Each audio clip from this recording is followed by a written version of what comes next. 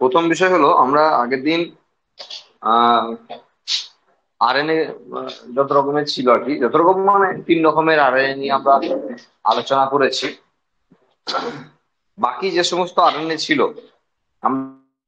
MRNA, rRNA এবং tRNA, এই 3 রকম আরএনএ ছাড়া বাকি যে সমস্ত আরএনএ ছিল, যেমন এইচএনআরএনএ ছিল, এসএনআরএনএ, এসসিআরএনএ, আইআরএনএ, এরকম মাইটোকন্ড্রিয়াল আরএনএ, প্লাস্টিডিয়াল আরএনএ, এই সমস্ত যে আরএনএ গুলো ছিল, সেই আরএনএ গুলো নিয়ে বলেছিলাম আমরা যে দুটো আরএনএ কে ওদের মধ্যে আমাদের লাগবে পরীক্ষায়। একটা হলো এইচএনআরএনএ বা হেটেরোনিউক্লিয়ার আরএনএ, আর একটা হলো আইআরএনএ বা ইনডিউসার আরএনএ। ইনডিউসার আরএনএ বিষয়বস্তু আমরা এখনই বুঝতে পারবো না, ক্লাস 12 এর জন্য অপেক্ষা করতে হবে। এইটুকু বলা যেতে পারে যে রেপ্লিকেশন বা প্রতিলিপিকরণ, মানে ডিএনএ থেকে যখন ডিএনএ তৈরি হয়, পদ্ধতির নাম প্রতিলিপিকরণ। তো সেই পদ্ধতিতে প্রথমেই সেই পদ্ধতিটা সূচনা করতে সাহায্য করে এই আইআরএনএ বা ইনডিউসার আরএনএ, আর সেই জন্য তার নাম ইনডিউসার। ডিএনএ থেকে ডিএনএ তৈরির পদ্ধতিতে হেল্প করে বা প্রথমেই গোটা পদ্ধতিকে ইনডিউসড করে, সেই জন্য তাকে ইনডিউসার আরএনএ বলা হয়। আর এইচএনআরএনএ যেটা আমরা শুনবো আজকে, প্রথমেই একবার শুনে নেবো এইচএনআরএনএ, দিয়ে আমরা এনজাইমে প্রবেশ করবো। ঠিক আছে, দেখো, ইচ্ছা করেই আমরা কিন্তু এইচএনআরএনএ কে আগের দিন আলোচনা করিনি। কেন? কারণ বলেছিলাম যে আমরা যা শুনলাম, যা বুঝলাম, এবার ঘেঁটে দেবো কিন্তু। ঠিক আছে, মানে সেই কনসেপ্টটাকে চেঞ্জ করে দেবো। আর সেই জন্য আমরা আগের দিন ইচ্ছা করে বলিনি, না হলে মনে হতো যে সবই তো স্যার উল্টো পাল্টা হয়ে গেল। আজকে উল্টো পাল্টা হবে, কিন্তু আমরা শুধু শোনার জন্য শুনবো, কোশ্চেন যেগুলো আসবে সেগুলো তুলে নেবো, বাকি আবার ভুলে যাবো। হ্যাঁ, নাহলে মুশকিল হয়ে যাবে একটু। হ্যাঁ, ভুলে যাওয়া মানে একবার ভুলে যাওয়া নয়, আমি বলছি, দেখো বুঝতে পারবে কি বলতে চাইছি। আমরা এরকমই দেখেছিলাম আগে যে, ধরো ডিএনএ, ডিএনএ থেকে ডিএনএ তৈরি হয়, তাই তো? যে প্রসেসের নাম পড়েছিলাম আমরা, রেপ্লিকেশন। আচ্ছা, এই ডিএনএ থেকে আমরা পড়েছিলাম এমআরএনএ, একটু লম্বা করে দিচ্ছি। এমআরএনএ প্রসেসের নাম ছিল ট্রান্সক্রিপশন। আর এমআরএনএ থেকে তৈরি হয় প্রোটিন, যেটাকে আমরা বলি ট্রান্সলেশন, তাই তো? প্রোটিন, এটাকে আমরা বলি ট্রান্সলেশন। এটা তো আমরা জেনেছি এতক্ষণ পর্যন্ত। এবার এই জানাতেই আমরা কিছু পরিবর্তন আনবো। ঠিক আছে, কেন? কারণ সহজভাবে বলতে গেলে যে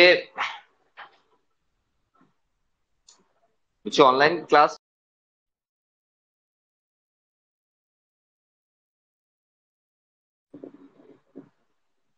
তো কেন বলছি যে এই যে আমরা ডিএনএ থেকে এমআরএনএ বলছি না, এটা ডাইরেক্ট তৈরি হয় না। মানে ডিএনএ থেকে ডাইরেক্টলি এমআরএনএ তৈরি হয় না, এর মাঝে আর একটা স্টেপ আছে, আর যার নাম এইচএনআরএনএ। মানে মানে ডিএনএ থেকে প্রথমে এইচএনআরএনএ বা হেটেরোনিউক্লিয়ার আরএনএ তৈরি হয়, আর তারপরে তৈরি হয় এমআরএনএ। বোঝা গেল? তার মানে ডিএনএ থেকে এমআরএনএ তৈরি হয়, এতদিন ধরে বলে আসছেন স্যার যে ডাইরেক্টলি নিউক্লিয়াসের মধ্যে ডিএনএ থেকে এমআরএনএ তৈরি হয়, তারপরে এমআরএনএ ইনফর্ম হয়ে বাইরে বেরিয়ে আসে, এই হয় এই হয়, দিয়ে এক করে চেঞ্জ করে দেন। এই জন্যই তো কিছু ঠিক শেখাতে গেলে মাঝে মাঝে কিছু ভুল শেখাতে হয় আগে, তারপরে ঠিকঠাক শেখানো যায়। তো সেরকমই একটি বিষয় ধরতে পারো এখানে। তবে এটা যেহেতু একটু হায়ার স্টাডিজ এর ব্যাপার, সেই জন্য এখান থেকে শুধু কোশ্চেন যা আসবে সেটুকুই আমরা বুঝবো, তার বেশি ভিতরে বোঝার চেষ্টা করব না, তাহলে বেশি গন্ডগোল লেগে যাবে। ঠিক আছে, আমাদের আসল জায়গা থেকে আমরা সরে যাব। দেখো, কেন এরকম করতে হয় সেটা আগে প্রথম বুঝতে হবে। সাপোজ এটা ডিএনএ, খুব সুন্দর ডিএনএ হলো, বুঝবো না কিছুই। হ্যাঁ, বলছি এটা ডাবল স্ট্যান্ডার্ড ডিএনএ। এবার আমরা শুনেছি বা এতক্ষণ পর্যন্ত, এতদিন পর্যন্ত যা জেনেছি, ডিএনএ এর একটা স্ট্র্যান্ডে জিন থাকে, তাই না? একটা স্ট্র্যান্ডে জিন আছে। সাপোজ এই গোটাটাতেই বেস বা বেস পেয়ার গুলো আছে, আমরা ধরে নিলাম এই জায়গা থেকে এই জায়গা পর্যন্ত একটা জিন আছে। ওকে, এবার ডিএনএ থেকে ডাইরেক্টলি এমআরএনএ তৈরি হয় না। ডিএনএ থেকে আগে একটা আরএনএ করতে হয় সেম কপির। মানে দাঁড়ালো এরকম, ধরো এটা এ ছিল, টি ছিল, সি, জি, সি, সি, টি, জি, সি, যা ইচ্ছা। এবার এই কপিটার ডাইরেক্টলি ওই যে আমরা এতদিন পড়ছিলাম না, যে একটা কমপ্লিমেন্টারি কপি তৈরি করে নেবে, একটা উল্টো কপি তৈরি করে নেবে, যে উল্টানোর উল্টো হবে দিয়ে সোজা হবে, এই যে বলছিলাম না। তো অ্যাকচুয়ালি ওই রকম না আর কি। হ্যাঁ, মানে এই জন্যই আমরা বলছি যে বেশি শোনার চেষ্টা করো না, কম কম শুনবে। মানে বিষয় হলো এখান থেকে এক্স্যাক্টলি যতটা জিন আছে ততটা পোর্শনের, সেই ডিএনএ পোর্শনটার আগে একটা আরএনএ তৈরি করে নেয়, এবং সেটাতে কমপ্লিমেন্টারি হয় না, সেটা ডাইরেক্টলি যা আছে তাই, শুধু টি এর বদলে ইউ হবে, বাকি সব সেম থাকবে।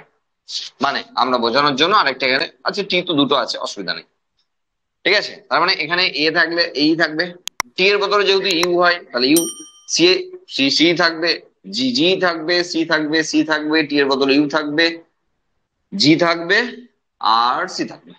তো সেম টু সেম, তার মানে ডিএনএ তে যা আছে সেটাই অ্যাকচুয়ালি হয়ে যাবে একটি আরএনএ, যার নাম এইচএনআরএনএ।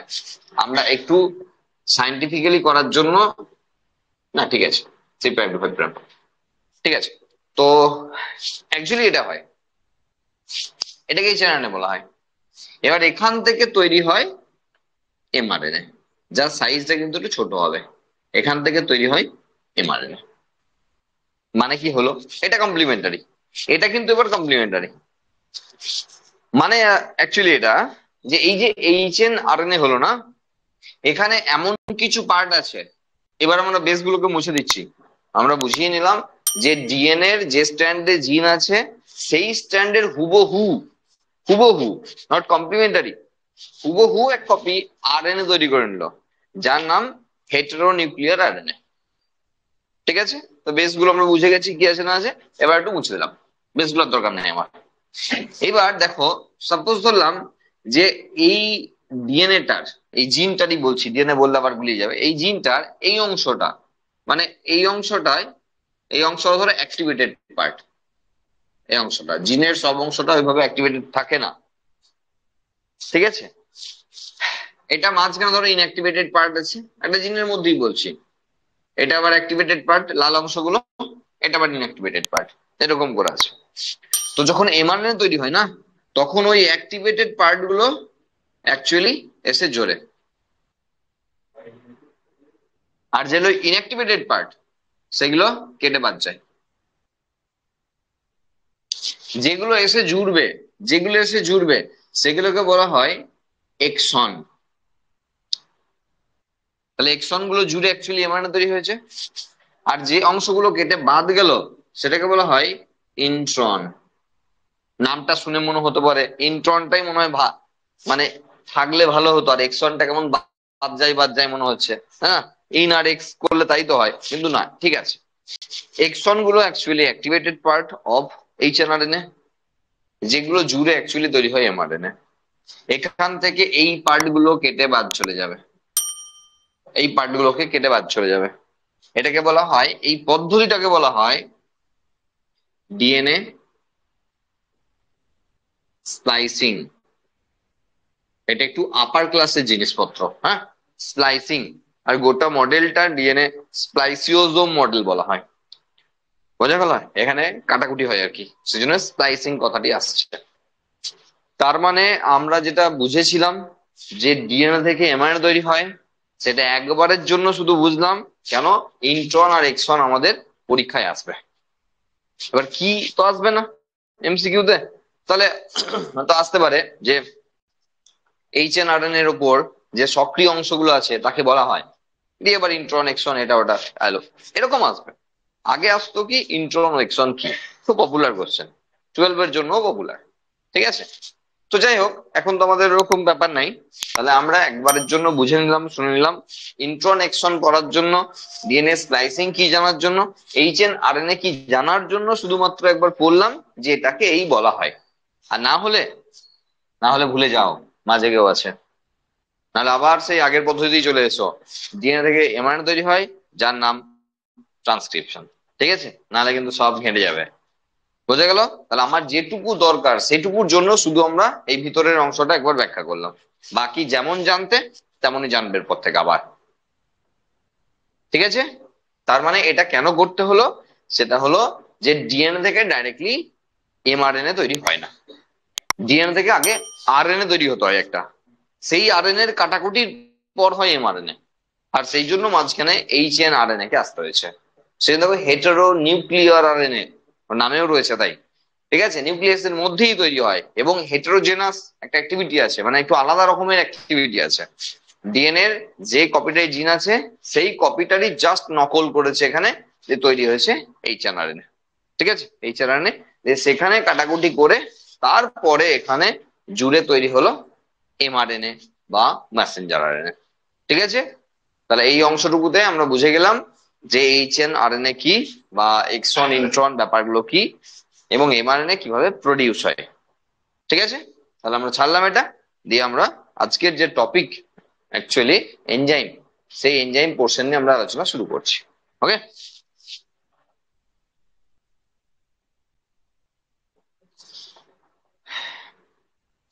বায়োমলিকিউলস এর সবচেয়ে গুরুত্বপূর্ণ অংশ হলো এনজাইম। সেটা বোর্ডের জন্য বরাবর এবং নিটের জন্য ভীষণ ভীষণ ইম্পর্টেন্ট জায়গা। আমরা যা পড়েছি carbohydrate protein fat less important জিনিস। ঠিক আছে, বোর্ড নিট দুটোতেই লেস ইম্পর্টেন্ট জিনিস।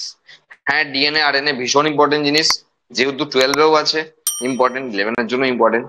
তবে ওভারঅল বায়োমলিকুলস এ যদি আমরা 11-এর টপিক ধরে পড়ি তাহলে এনজাইম হলো সবচেয়ে গুরুত্বপূর্ণ অংশ এই এই গোটা টপিকের, মানে গোটা চ্যাপ্টারটা। ঠিক আছে, সেজন্য আমরা অত্যন্ত মন দিয়ে শুনবো এনজাইম।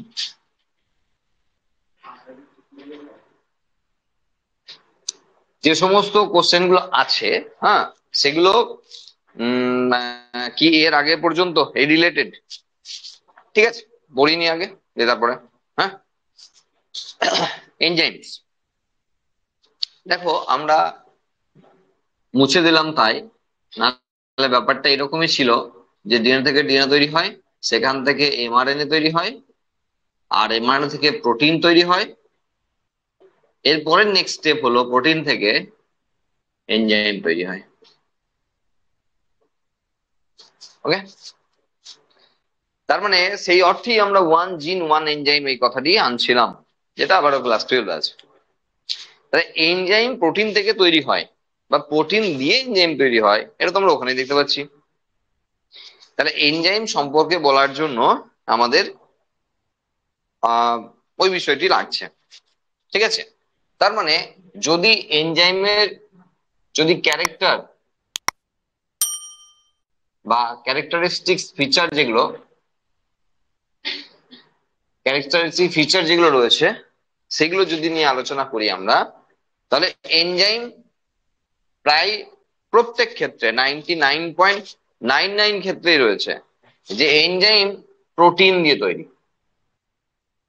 এনজাইম প্রোটিন দিয়ে তৈরি, এমন একটি কেমিক্যাল কম্পাউন্ড যেটা কোন একটি রাসায়নিক বিক্রিয়ার যে বেগ তাকে বাড়াতে পারে অথবা কমাতে পারে। মানে অ্যাকচুয়ালি ক্যাটালাইটিক অ্যাক্টিভিটি আছে, অনুঘটক। বিক্রিয়া শুরুও করে না, শেষও করে না, বিক্রিয়ার মাঝে ঢোকে, বিক্রিয়ার বেগকে হয় বাড়ায় না হয় কমায়, বিক্রিয়ার শেষে নিজে অপরিবর্তিত থাকে। ঠিক আছে, আচ্ছা, তাহলে একটা এনজাইমের ক্ষেত্রে কি থাকে না থাকে সেগুলো আমরা দেখি, তারপর আমরা আস্তে আস্তে আস্তে আস্তে এনজাইমের ভিতর দিকের অংশে ঢুকবো। এনজাইমের দুটো পার্ট থাকে, একটা প্রোটিন পার্ট যেটা মেন পার্ট, আর তার সঙ্গে থাকে একটা নন প্রোটিন পার্ট। মানে মানে হলো এরকম যে যদি এটা একটা এটা একটা টোটাল এনজাইম হয়, তাহলে এইটুকু অংশ, মানে জাস্ট লাইক এইটুকু অংশ হলো এর নন প্রোটিন পার্ট, বাকি সবই প্রোটিন পার্ট। বাকি গোটা কালো অংশটা অ্যাকচুয়ালি প্রোটিন পার্ট, এই অংশটা গোটাটাই হলো প্রোটিন পার্ট। এনজাইমের ক্ষেত্রে যে প্রোটিন পার্ট রয়েছে তাকে বলা হয় অ্যাপো এনজাইম, আর যেটা নন প্রোটিন পার্ট রয়েছে সেটাকে বলা হয় কো ফ্যাক্টর। কোশ্চেন আসা শুরু হয়ে গেল, অ্যাপো এনজাইম কি, কোফ্যাক্টর কি, এগুলো। তাহলে এনজাইমের দুটো অংশ রয়েছে, একটা প্রোটিন পার্ট, একটা নন প্রোটিন পার্ট। আচ্ছা, ধরো একটা মোবাইল, এখন তো মোবাইল থেকে ধরো সবই হয়, ঠিক আছে, কিন্তু যেদিন মোবাইলটা বেরিয়েছিল, মোবাইলটা কিন্তু মোটামুটি শুধু ফোন করার জন্যই বেরিয়েছিল, তাই তো? ফোন করার জন্য বা রিসিভ করার জন্য বেরিয়েছিল। আজকে সেই মোবাইলটা থেকে আমরা মানে পৃথিবীর এমন কিছু কাজ নাই যে করতে পারি না, হ্যাঁ প্রায় সবই পারি। যাই হোক, তো বিষয় হলো এই যে মোবাইলটা যত বড় ডিভাইসই হোক না কেন, এই মোবাইলটা একদমই অপ্রয়োজনীয় যদি তার সিমটা না থাকে, তাই না? প্রথমেই বললাম মোবাইলটা যদি শুধু ফোনের কাজে ব্যবহার করি, এখন মোবাইল তো সিম ছাড়াও ধরো মোবাইল আমি সবকিছু করতে পারি, সেটা আলাদা কথা, আমি ফোন ব্যতীত বলছি, কিন্তু আমি ওই জায়গায় আসতে চাইছি না। আমি যে মোবাইলটা যে জন্য, সেই জন্যই যদি আমরা ধরি যে মোবাইলটা ফোন করার কাজে ব্যবহার হয়, তাহলে মোবাইল আমি যত বড়ই কিনি না কেন, যদি সিম না ভরি, কোনো কাজের না, বেকার। তো এখানে এনজাইমের নন প্রোটিন পার্টটাকে ঠিক সিমের মতো করে ভাবতে পারো, আর প্রোটিন পার্টটাকে তুমি মোবাইলের মতো ভাবতে পারো। যে প্রোটিন পার্টটা অনেক বড়, নো ডাউট অনেক বড়, কিন্তু ওই ছোট্ট সিম ছাড়া এই প্রোটিন পার্টটা বেকার। বোঝা গেল? এই ছোট্ট সিম ছাড়া প্রোটিন পার্টটা বেকার। তার মানে এই পার্টটা ছাড়া, কো ফ্যাক্টর, এই পার্টটি ছাড়া এটা কোনো মানেই নেই। বোঝা গেছে কি বললাম? তাহলে একটা এনজাইম যা প্রোটিন দিয়ে তৈরি, আমরা এখান থেকে দেখতে পাচ্ছি, কিন্তু প্রোটিনের সঙ্গে একটা নন প্রোটিন পার্ট থাকতেই হয়। আচ্ছা, যত ধরো মোবাইল আছে, মোবাইলের সিমও আছে, আরেকটি বিষয় খুব গুরুত্বপূর্ণ, সেটা হলো রিচার্জ।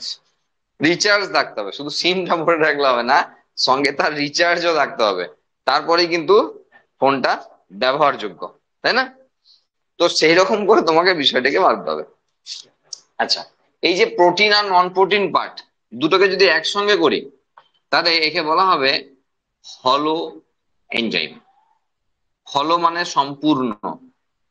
তাহলে এখানে আমরা ছোট ছোট করে কোশ্চেন পেতেই থাকবো কন্টিনিউ, এবং খুব ইম্পর্টেন্ট কোশ্চেন, সেটা হলো protein part of the enzyme is called apoenzyme, non protein part is called cofactor. আর দুটোকে একসঙ্গে জুড়ে দিলে মানে এনজাইমটা অ্যাকচুয়ালি হলো এনজাইম। হলো মানে সম্পূর্ণ, তাহলে সম্পূর্ণ এনজাইম। এইবার এখানে প্রচুর টার্ম আছে, সেই টার্ম গুলোকে আস্তে আস্তে আমরা আলোচনা করব। যদি প্রোটিন যদি নন প্রোটিন পার্টটা প্রোটিন পার্টের সঙ্গে টাইটলি অ্যাটাচ থাকে, যাকে সহজে আলাদা করা যাবে না, তাহলে তাকে বলা হবে প্রোস্থেটিক গ্রুপ। প্রোস্থেটিক গ্রুপ কি বলা ছিল, যে নন প্রোটিন পার্ট যদি প্রোটিন পার্টের সঙ্গে tightly attached থাকে, তাহলে তাকে বলা হবে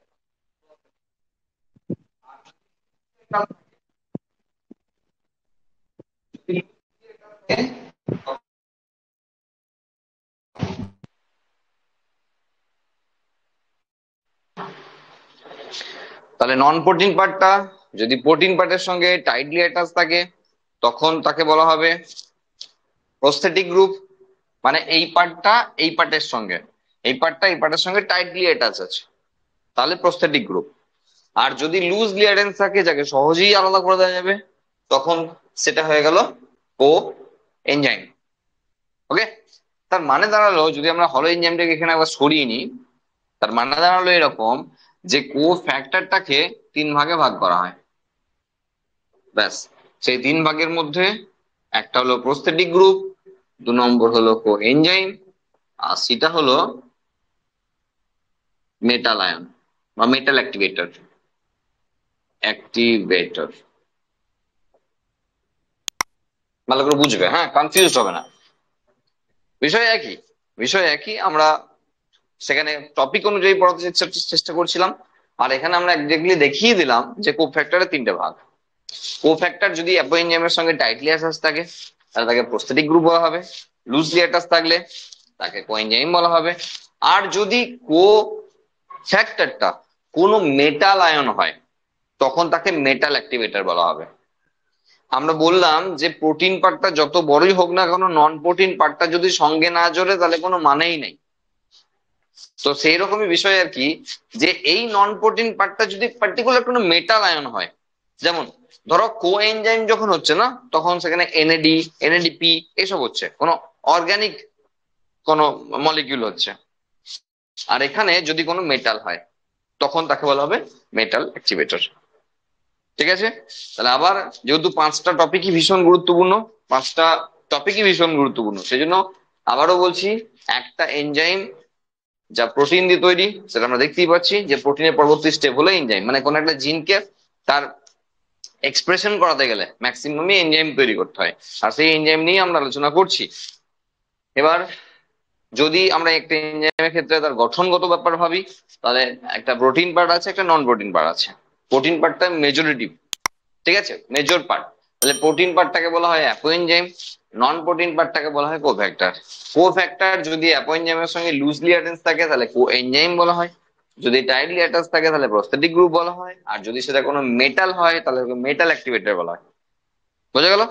তাহলে এর সঙ্গে এই টপিকের বাইরে যেটা আরো পড়ানো হলো সেটা হলো হলো এনজাইম, তাই না? তাহলে protein part plus non protein part equal to হলো এনজাইম বা সম্পূর্ণ উৎসেচক। ঠিক আছে, এবার এবার দেখো, এই যে এই যে এনজাইম না, এনজাইম ম্যাক্সিমাম ক্ষেত্রে প্রোটিন প্রোটিনেসিয়াস হলেও দু একটা ক্ষেত্রে ব্যতিক্রম আছে। যেমন ব্যতিক্রমটাই উদাহরণে আসে আর কি, মানে এক্সাম, মানে পরীক্ষায় আসে, সেটা হলো ধরো রাইবোজাইম। রাইবোজাইম রাইবোজাইম কি? সেটা হলো যে কোনো ক্ষেত্রে আরএনএ যদি এনজাইমের মতো বিহেভ করে, তখন সেটাকে বলা হয় রাইবোজাইম। যদি কোনো ক্ষেত্রে আরএনএ এনজাইমের মতো বিহেভ করে, তখন তাকে বলা হবে রাইবোজাইম। তো দেখো, এই ক্ষেত্রে একমাত্র ব্যতিক্রমী জায়গা আমরা 99.99% বলেছিলাম যেখানে এনজাইম প্রোটিন দিয়ে তৈরি হয়, আর আমরা সেই ব্যতিক্রমী জায়গাটা এখানে রাখতে চেয়েছি, যে আরএনএ মলিকিউল কোথাও কোথাও এনজাইমের মতো বিহেভ করে, এনজাইমের মতো কাজ করে, তখন তাকে রাইবোজাইম বলা হয়। কারণ এই রাইবোজাইম প্রোটিন দিয়ে তৈরি না, আরএনএ দিয়ে তৈরি, নিউক্লিক অ্যাসিড দিয়ে তৈরি, আর সেই জন্য এটা হলো ব্যতিক্রমী জায়গা। বোঝা গেল? তাহলে এতগুলো ক্ষেত্রে আমরা দেখতে পাচ্ছিলাম সবসময় যে প্রোটিন দিয়ে তৈরি হয় এনজাইম, কিন্তু আমাদের দু একটা ক্ষেত্রে ব্যতিক্রম রয়েছে, বিভিন্ন রকমের আরএনএ যেখানে এনজাইমের মতো করে বিহেভ করতে পারে, যাকে আমরা রাইবোজাইম বলি। আচ্ছা, দেখো একটা কথা ভালো করে বুঝে নাও, এনজাইমের গুরুত্বটা বুঝতে পারবে তাহলে যে আমরা কি পড়ছি বা কি পড়তে চলেছি অ্যাকচুয়ালি। আমাদের গোটা বডিকে যে কন্ট্রোল করছে না, সে হলো এনজাইম। কারণ প্রত্যেকটা জিনের বহিঃপ্রকাশ যদি আমরা এনজাইম দিয়ে শেষ করি, ম্যাক্সিমাম ক্ষেত্রে, কিছু ক্ষেত্রে ব্যতিক্রম হবে যেখানে প্রোটিন দিয়ে শেষ হবে, ম্যাক্সিমাম ক্ষেত্রে যদি এনজাইম দিয়ে শেষ করে, তাহলে বুঝেই নাও যে আমাদের গোটা বডিকেই চালাচ্ছে এনজাইম, আমাদের গোটা বডিকেই চালাচ্ছে এনজাইম। তার মানে সেই অর্থে হলো বিষয়টা এরকম, যে আমাদের যত রকমের জিন আছে, মানে আমাদের মানে শুধু মানুষের ভেবো না, আমরা বলতে চাইছি টোটাল লিভিং বিংস এর ক্ষেত্রে, মানে bacteria to human beings, lower to higher, সববার একই কথা, এনজাইমই চালায় বডি। দেখবে আমরা ক্লাস 10-এ আমরা দু রকমের কোঅর্ডিনেশন করেছিলাম বডিতে, একটা ফিজিক্যাল কোঅর্ডিনেশন, একটা কেমিক্যাল কোঅর্ডিনেশন। ফিজিক্যাল কোঅর্ডিনেশন মানে হলো ভৌত সমন্বয় সাধক, যা যা নার্ভাস সিস্টেম দিয়ে হয়, নিউরন দিয়ে হয়, নার্ভাস সিস্টেম দিয়ে হয়। কেমিক্যাল কোঅর্ডিনেশন মানে রাসায়নিক সমন্বয় সাধক, যেটা হরমোনের থ্রু দিয়ে হয়, মানে গোটা বডিকে কোঅর্ডিনেট করছে দুটো সিস্টেম, একটা হরমোন আর একটা হলো নিউরন বা নার্ভাস সিস্টেম। তার মানে তোমাদের কাছে, আমাদের কাছে, সবার কাছে যত রকমের বাইরের পরিবেশ অথবা ভিতরের পরিবেশের সঙ্গে ইন্টারাকশন হচ্ছে, যারা গোটা ব্যাপারটাকে ম্যানেজ করে, তাদের নাম হলো এই দুটো কোঅর্ডিনেশন। আমি বলছি তুমি যদি ঘাড় নাড়ো, হ্যাঁ, তো এই দুটো সিস্টেমের মাধ্যমেই হচ্ছে, কোনো না কোনো সিস্টেমের মাধ্যমেই হচ্ছে। তুমি যদি বল না, তাও তাই হচ্ছে, তুমি হাসলেও তাই হচ্ছে, কাঁদলেও তাই হচ্ছে, সব সিস্টেমের একই, যে এই দুটো কোঅর্ডিনেশন ছাড়া কেউ নাই। তবে পিছনের ব্যাপার হলো, এই দুটো কোঅর্ডিনেশনের পিছনে যে আছে তার নাম এনজাইম। ওরা কোঅর্ডিনেট করছে, কিন্তু মানে ওরা কি অ্যাকচুয়ালি ম্যানেজার, ওরা সুপারভাইজার, কিন্তু যে লেবার সে হলো এনজাইম। এই লেবারের মতো কাজ করে চলেছে। দেখো একটা ফিল্ডে কাজ কিন্তু এক্স্যাক্টলি কাজ যেগুলো, মানে কাজ অ্যাকচুয়ালি যারা করে তারা কিন্তু লেবার না। এবার তাদেরকে কিভাবে করতে হয় সেটা বলে দেয় ম্যানেজার আর সুপারভাইজার। মানে হরমোন অথবা নিউরন এটা বলে দেবে যে কাজ করতে হবে কিভাবে, কিন্তু কাজ করবে লেবার, আর সেটা হলো ইঞ্জিন। তার মানে আমাদের গোটা বডিকেই চালাচ্ছে, প্রত্যেকের গোটা বডিকেই চালাচ্ছে ইঞ্জিন। এই এনজাইম গুলো না হলে আমরা, মানে এনজাইম গুলো ইনঅ্যাক্টিভেট হলে, এর মধ্যে কিছু এনজাইম ইনঅ্যাক্টিভেট হলেও আমরা মারা যেতে পারি, মারা যাইও। আমাদের মারা যাওয়ার পিছনে কারণই এনজাইম গুলোর ইনঅ্যাক্টিভেশন। এটা আমরা আরো পরে পরে পড়লেই বুঝতে পারবো আস্তে আস্তে। বোঝা গেল আমরা গুরুত্বটা বুঝতে পেরেছি কি, যে কি পড়তে চলছি আমরা বা কি পড়ছি আমরা। এনজাইম এমন একটি উপাদান যা আমাদের প্রত্যেকের বডিকে কন্ট্রোল করছে, কাজ করছে বডিতে। অ্যাকচুয়ালি এনজাইম গুলো যখন কাজ করা বন্ধ করে দেয় তখন আমরা মারা যাই। ওকে, তার মানে তার জন্য সুইটেবল এনভায়রনমেন্ট দরকার আছে। আর সেটা আমরা আস্তে আস্তে ক্যারেক্টারিস্টিক্স বলো আর প্রপার্টিজ বলো, সেগুলো পড়তে পড়তে আস্তে আস্তে বুঝতে পারবো। দেখো এগুলোর বাইরে গিয়ে আমরা এই যে আমরা যে প্রত্যেকটা টার্ম পাচ্ছিলাম, সেই টার্ম গুলোর বাইরে গিয়ে আমরা একটু আলোচনা শুরু করি। হ্যাঁ, দেখো প্রত্যেকটি উৎসেচক যদি আমরা অ্যাকচুয়ালি না, প্রপার্টিজ আর ক্যারেক্টারিস্টিক্স এর মধ্যে খুব বেশি পার্থক্য আছে এমন নয় কিন্তু। হ্যাঁ, বৈশিষ্ট্য আর ধর্ম দুটোর মধ্যে বিশাল কিছু পার্থক্য আছে এমন নয়। ঠিক আছে, তবে আলাদা করে লিখি আমরা শুরু করছি। আর এনজাইমটা না একটু ঘাঁটা টাইপের আর কি। হ্যাঁ, মানে তুমি যদি বলো যে একদম সুন্দর স্মুথলি পড়বো পরপর পরপর, এরকম পড়া যাবে না। দুদিনে আমরা এনজাইম শেষ করবো, একদিনেও করা যেত, কিন্তু সেটা তোমাদের উপর ভীষণ চাপ হয়ে যাবে। সেজন্য একদিনে করাবো না। কারণ ব্যাপারটাকে বুঝতে হবে, আমরা যখন ইউনিট 3 শেষ করতে চলেছি, আমাদের কাছে বিশাল চাপের কিছু নাই। আমরা ঠিকঠাক জায়গাতেই আছি, আমাদের অত তাড়াহুড়োরও কিছু নাই। ঠিক আছে, সেই জন্য আমরা এই নিয়মটাকে দুটো পার্টে ভাগ করে নিচ্ছি যাতে বুঝতে সুবিধা হয়। হ্যাঁ, কিছু কোশ্চেন অ্যান্সার থাকবে, সেগুলো আমরা করে নেবো এর মাঝে, তাহলে সুবিধা হবে। দেখো আমরা একটু আগে বললাম যে প্রত্যেকটি এনজাইম সে কিন্তু বডিতে, মানে বডিকে চালাতে সাহায্য করছে। তাহলে যদি আমরা এরকম ভাবে ভেবে নিই যে এনজাইম কোনো কিছুর উপর কাজ করছে, প্রত্যেকটা এনজাইম কোনো কিছুর উপর কাজ করছে, দেখো গোটা বডিকে চালাচ্ছে বলে না তুমি ভালো করে বুঝতে পারবে না। তোমাকে ভালো করে বোঝার জন্য আমাদের ডাইজেস্টিভ সিস্টেমে আসতে হবে, তাহলে খুব ভালো বুঝতে পারবো। ডাইজেস্টিভ সিস্টেমে এলে ভালো বুঝতে পারবো। আমরা বলেছি 35,000 অথবা 40,000 জিন আছে, সেই জিনের কপিতে প্রায় 35,000 থেকে 40,000 এনজাইমই তৈরি হয়। কিছু ক্ষেত্রে ব্যতিক্রমী যেখানে প্রোটিন দিয়ে শেষ হয়, বাকি সব ক্ষেত্রেই হয়। কিন্তু এই অত উদাহরণে গেলে না আমরা ভালো বুঝতে পারবো না। সেই জন্য আমরা সহজ ভাবে এনজাইমকে বোঝার জন্য আমরা ডাইরেক্টলি চলে আসবো হজমে। হজমে, হ্যাঁ, ডাইজেস্টিভ সিস্টেমে চলে আসবো, তাহলে আমাদের বুঝতে সুবিধা হবে। দেখো প্রত্যেকটি এনজাইম যার উপর কাজ করে তাকে বলা হয় সাবস্ট্রেট। সাবস্ট্রেটের বাংলা সাবস্ট্রেট। ঠিক আছে, মানে এর কোনো বাংলা নাই। যার উপর উৎসেচকটি কাজ করে তাকে বলা হয় সাবস্ট্রেট। তার মানে এর সঙ্গে কাজ করছে এনজাইম। আমরা E1 দিলাম, মানে স্পেসিফিক করে দিলাম আর কি, যে এনজাইম 1 একটা টাইপ। এই এনজাইম সাবস্ট্রেট কমপ্লেক্স তৈরি করে, আর তারপরে সেই এনজাইম সাবস্ট্রেট কমপ্লেক্স থেকে তৈরি হয় প্রোডাক্ট। প্রোডাক্ট এবং আমরা ভেঙে ভেঙে বলে দিচ্ছি, এবং আমরা আবারও লিখবো E1। এবার আমরা এনজাইমের ব্যাপারটা ভালো করে বুঝতে পারবো। দেখো একটা রিয়াকশন, ধরো গল্প বলতে হবে, গল্প।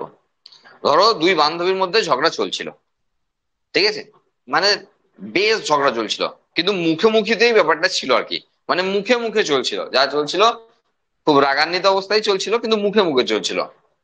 এবার থার্ড পার্টি ঢুকলো, 3 নম্বর একজন বান্ধবী ঢুকলো, দিয়ে কোন একটা বান্ধবীর কানে কানে কি একটা বললো, দিয়ে চলে গেল।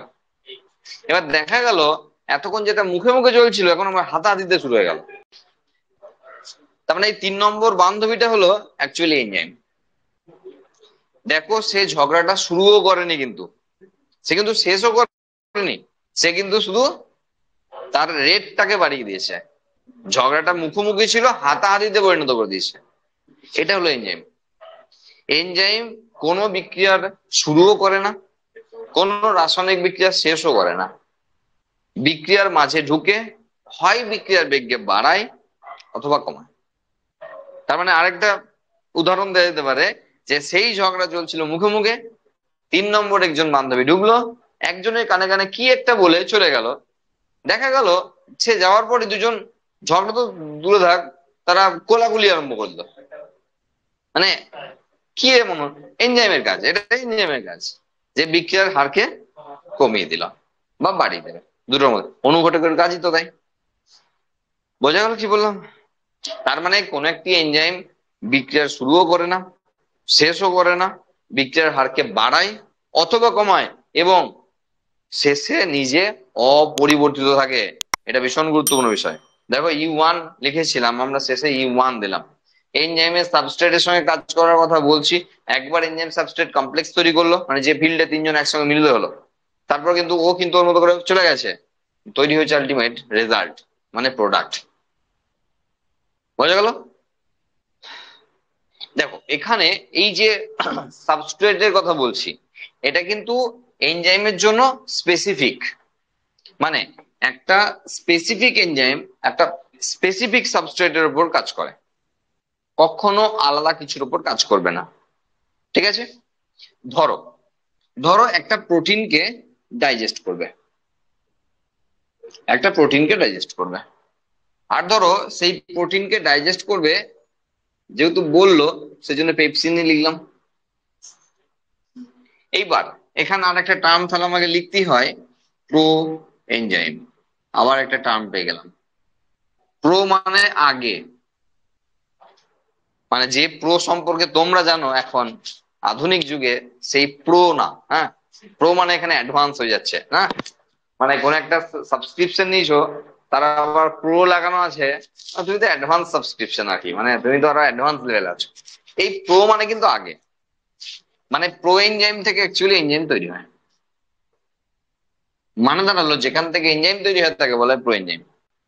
যেমন ধরো এখানে পেপসিন হলো এনজাইম, কিন্তু পেপসিন তৈরি হয়েছে যেখান থেকে, সেটা হলো পেপসিনোজেন থেকে পেপসিন তৈরি হয়েছে। তাহলে পেপসিনোজেন হলো প্রোএনজাইম আর পেপসিন হলো এনজাইম। ম্যাক্সিমাম ক্ষেত্রে প্রোটিন ডাইজেস্টিং এনজাইম যেগুলো রয়েছে, প্রোটিন ডাইজেস্টিং এনজাইম, তারা সকলেই অ্যাকচুয়ালি প্রোএনজাইম হিসেবে বেশিরভাগ ক্ষেত্রে খরিত হয়, তারপরে এনজাইমে কনভার্ট হয়, আর তার জন্য কোনো অ্যাক্টিভেটর লাগে।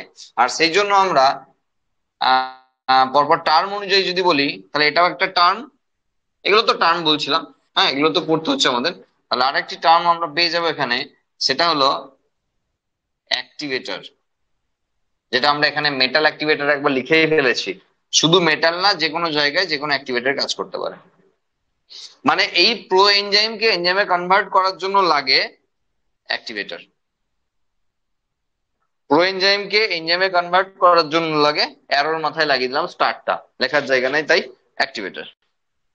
মানে এখানে পেপসিনোজেনকে পেপসিনে কনভার্ট করতে গেলে লাগবে HCl, হাইড্রোক্লোরিক অ্যাসিড, আর যেটা আমাদের পাকস্থলীর মধ্যে সিক্রেশন হয়, যার থ্রু দিয়ে আমরা আমাদের যে মাঝে সাঝে যে অম্বল টম্বল হলে, একটু ঢেকুর ফেকুর উঠলে যে বলে চোয়া ঢেকুর, হ্যাঁ একটা টক টক ভাব লেগে, ওই তো HCl এর জন্য, হাইড্রোক্লোরিক অ্যাসিডের জন্য। মানে বলতে পেরেছি? তার মানে কোনো কোনো ক্ষেত্রে, কোনো কোনো ক্ষেত্রে যে এনজাইম, সব ক্ষেত্রে নয় কিন্তু, কোনো কোনো ক্ষেত্রে এনজাইম সে ডাইরেক্টলি এনজাইম হিসেবে খরিত হয় না, সে প্রো এনজাইম হিসেবে খরিত হয়, তারপরে তাকে অ্যাক্টিভেট করাতে হয়, আর যে অ্যাক্টিভেট করায় তার নাম অ্যাক্টিভেটর। তার মধ্যেই একজন হলো মেটাল অ্যাক্টিভেটর, কারণ HCl তো মেটাল না। বোঝা গেল? তো অ্যাক্টিভেটর বিভিন্ন ধরনের হয়। তো এখানে আমরা অ্যাক্টিভেটর বলতে যে অ্যাক্টিভেট করাচ্ছে। কেন প্রোটিন ডাইজেস্টিং এনজাইম গুলো ম্যাক্সিমাম ক্ষেত্রে, আমি শুধুমাত্র ডাইজেস্টিং এনজাইম বলেছি কিন্তু, কেন প্রোটিন ডাইজেস্টিং এনজাইম গুলো ম্যাক্সিমাম ক্ষেত্রে প্রো এনজাইম হিসেবে খরিত হয়, এনজাইম হিসেবে খরিত হয় না? বুঝবে ভালো করে বলছি। কার্বোহাইড্রেট, প্রোটিন, ফ্যাট বললাম তো। কার্বোহাইড্রেটকে ডিগ্রেড করার জন্য, নষ্ট, কার্বোহাইড্রেটকে ডাইজেস্ট করার জন্য, ডিগ্রেড আর ডাইজেস্ট এক নয়, ডিগ্রেড মানে নষ্ট করা, ডাইজেস্ট মানে হজম করা। তা কার্বোহাইড্রেট কে হজম করানোর জন্য বিভিন্ন এনজাইম আছে, যেমন সুক্রোজ কে সুক্রেজ, ফ্রুক্টোজ কে ফ্রুক্টেজ, এরকম করে, হ্যাঁ, অ্যামাইলেজ, হ্যাঁ, এরকম করে গাদা গাদা এনজাইম আছে। ল্যাকটোজ কে ল্যাকটেজ, এরকম করে গাদা গাদা এনজাইম আছে। এরা কিন্তু কেউ প্রো এনজাইম হিসেবে ঘটিত হয় না, ডাইরেক্টলি এনজাইম হিসেবে ঘটিত হয় এবং কাজ করে। মানে সেক্ষেত্রে যদি আমরা এখানে বলি সাবস্ট্রেট, তাহলে তুমি হয়তো বললে যে সুক্রোজ, তাহলে এখানে সুক্রেজ লিখবো, কোনো অসুবিধা নেই। আমরা এখানে পেপসিন লিখেছি, কিন্তু সেই নিয়ে আমরা আলোচনা করছি এখানে, যে প্রোটিন ডাইজেস্টিং এনজাইম, শেষে আয়ন লেখা থাকলেই প্রোটিন, তাহলে পেপসিন প্রোটিন। প্রোটিন কি ডাইজেস্ট করে, এবং সেই ক্ষেত্রেই একমাত্র কোএনজাইম কনসেপ্টটা রয়েছে। যদি ফ্যাটের ক্ষেত্রে বলতাম লাইপেজ কাজ করে, তাহলে অ্যাকচুয়ালি ডাইরেক্টলি লাইপেজ হিসাবেই বেরোয়, লাইপেজ হিসেবেই কাজ করে, কোনো প্রো না। তাহলে প্রোটিন ডাইজেস্টিং এনজাইমে কেন আবার প্রো রয়েছে? কারণ দেখো, ধরো আমি মাংস খাইনি, কোনো কারণে পেটের মধ্যে, আচ্ছা আমি মাংস খেয়েছি, এক পিস খেয়েছিলাম, এরপর সেখান থেকে পেপসিন ডাইরেক্টলি বেরিয়েছে, এনজাইম হিসাবেই বেরিয়েছে। এবার ধরো এক পিস প্রোটিনকে হজম হয়ে গেছে, তারপরেও কোনো কারণে, কোনো পদ্ধতি কারণে ভুল হওয়ার জন্য এখনো পেপসিন বেরোচ্ছে, প্রোটিন পালিয়ে গেছে, অথচ প্রোটিন ডাইজেস্টিং এনজাইম বেরোচ্ছে, তাহলে কি হবে? অন্তত পাকস্থলী কি হজম করতে শুরু করে দেবে? না, বডির এই যে পাকস্থলীর আশেপাশে যে প্রোটিন আছে, যে সেলগুলো তৈরি হয়েছে, তাকে আস্তে আস্তে হজম করতে শুরু করে দেবে, মানে তাকে নষ্ট করতে শুরু করে দেবে, ভাঙতে শুরু করে দেবে, ঘা হয়ে যাবে, এটা আলসার হয়ে যাবে। বুঝতে পারলাম কি বলছি?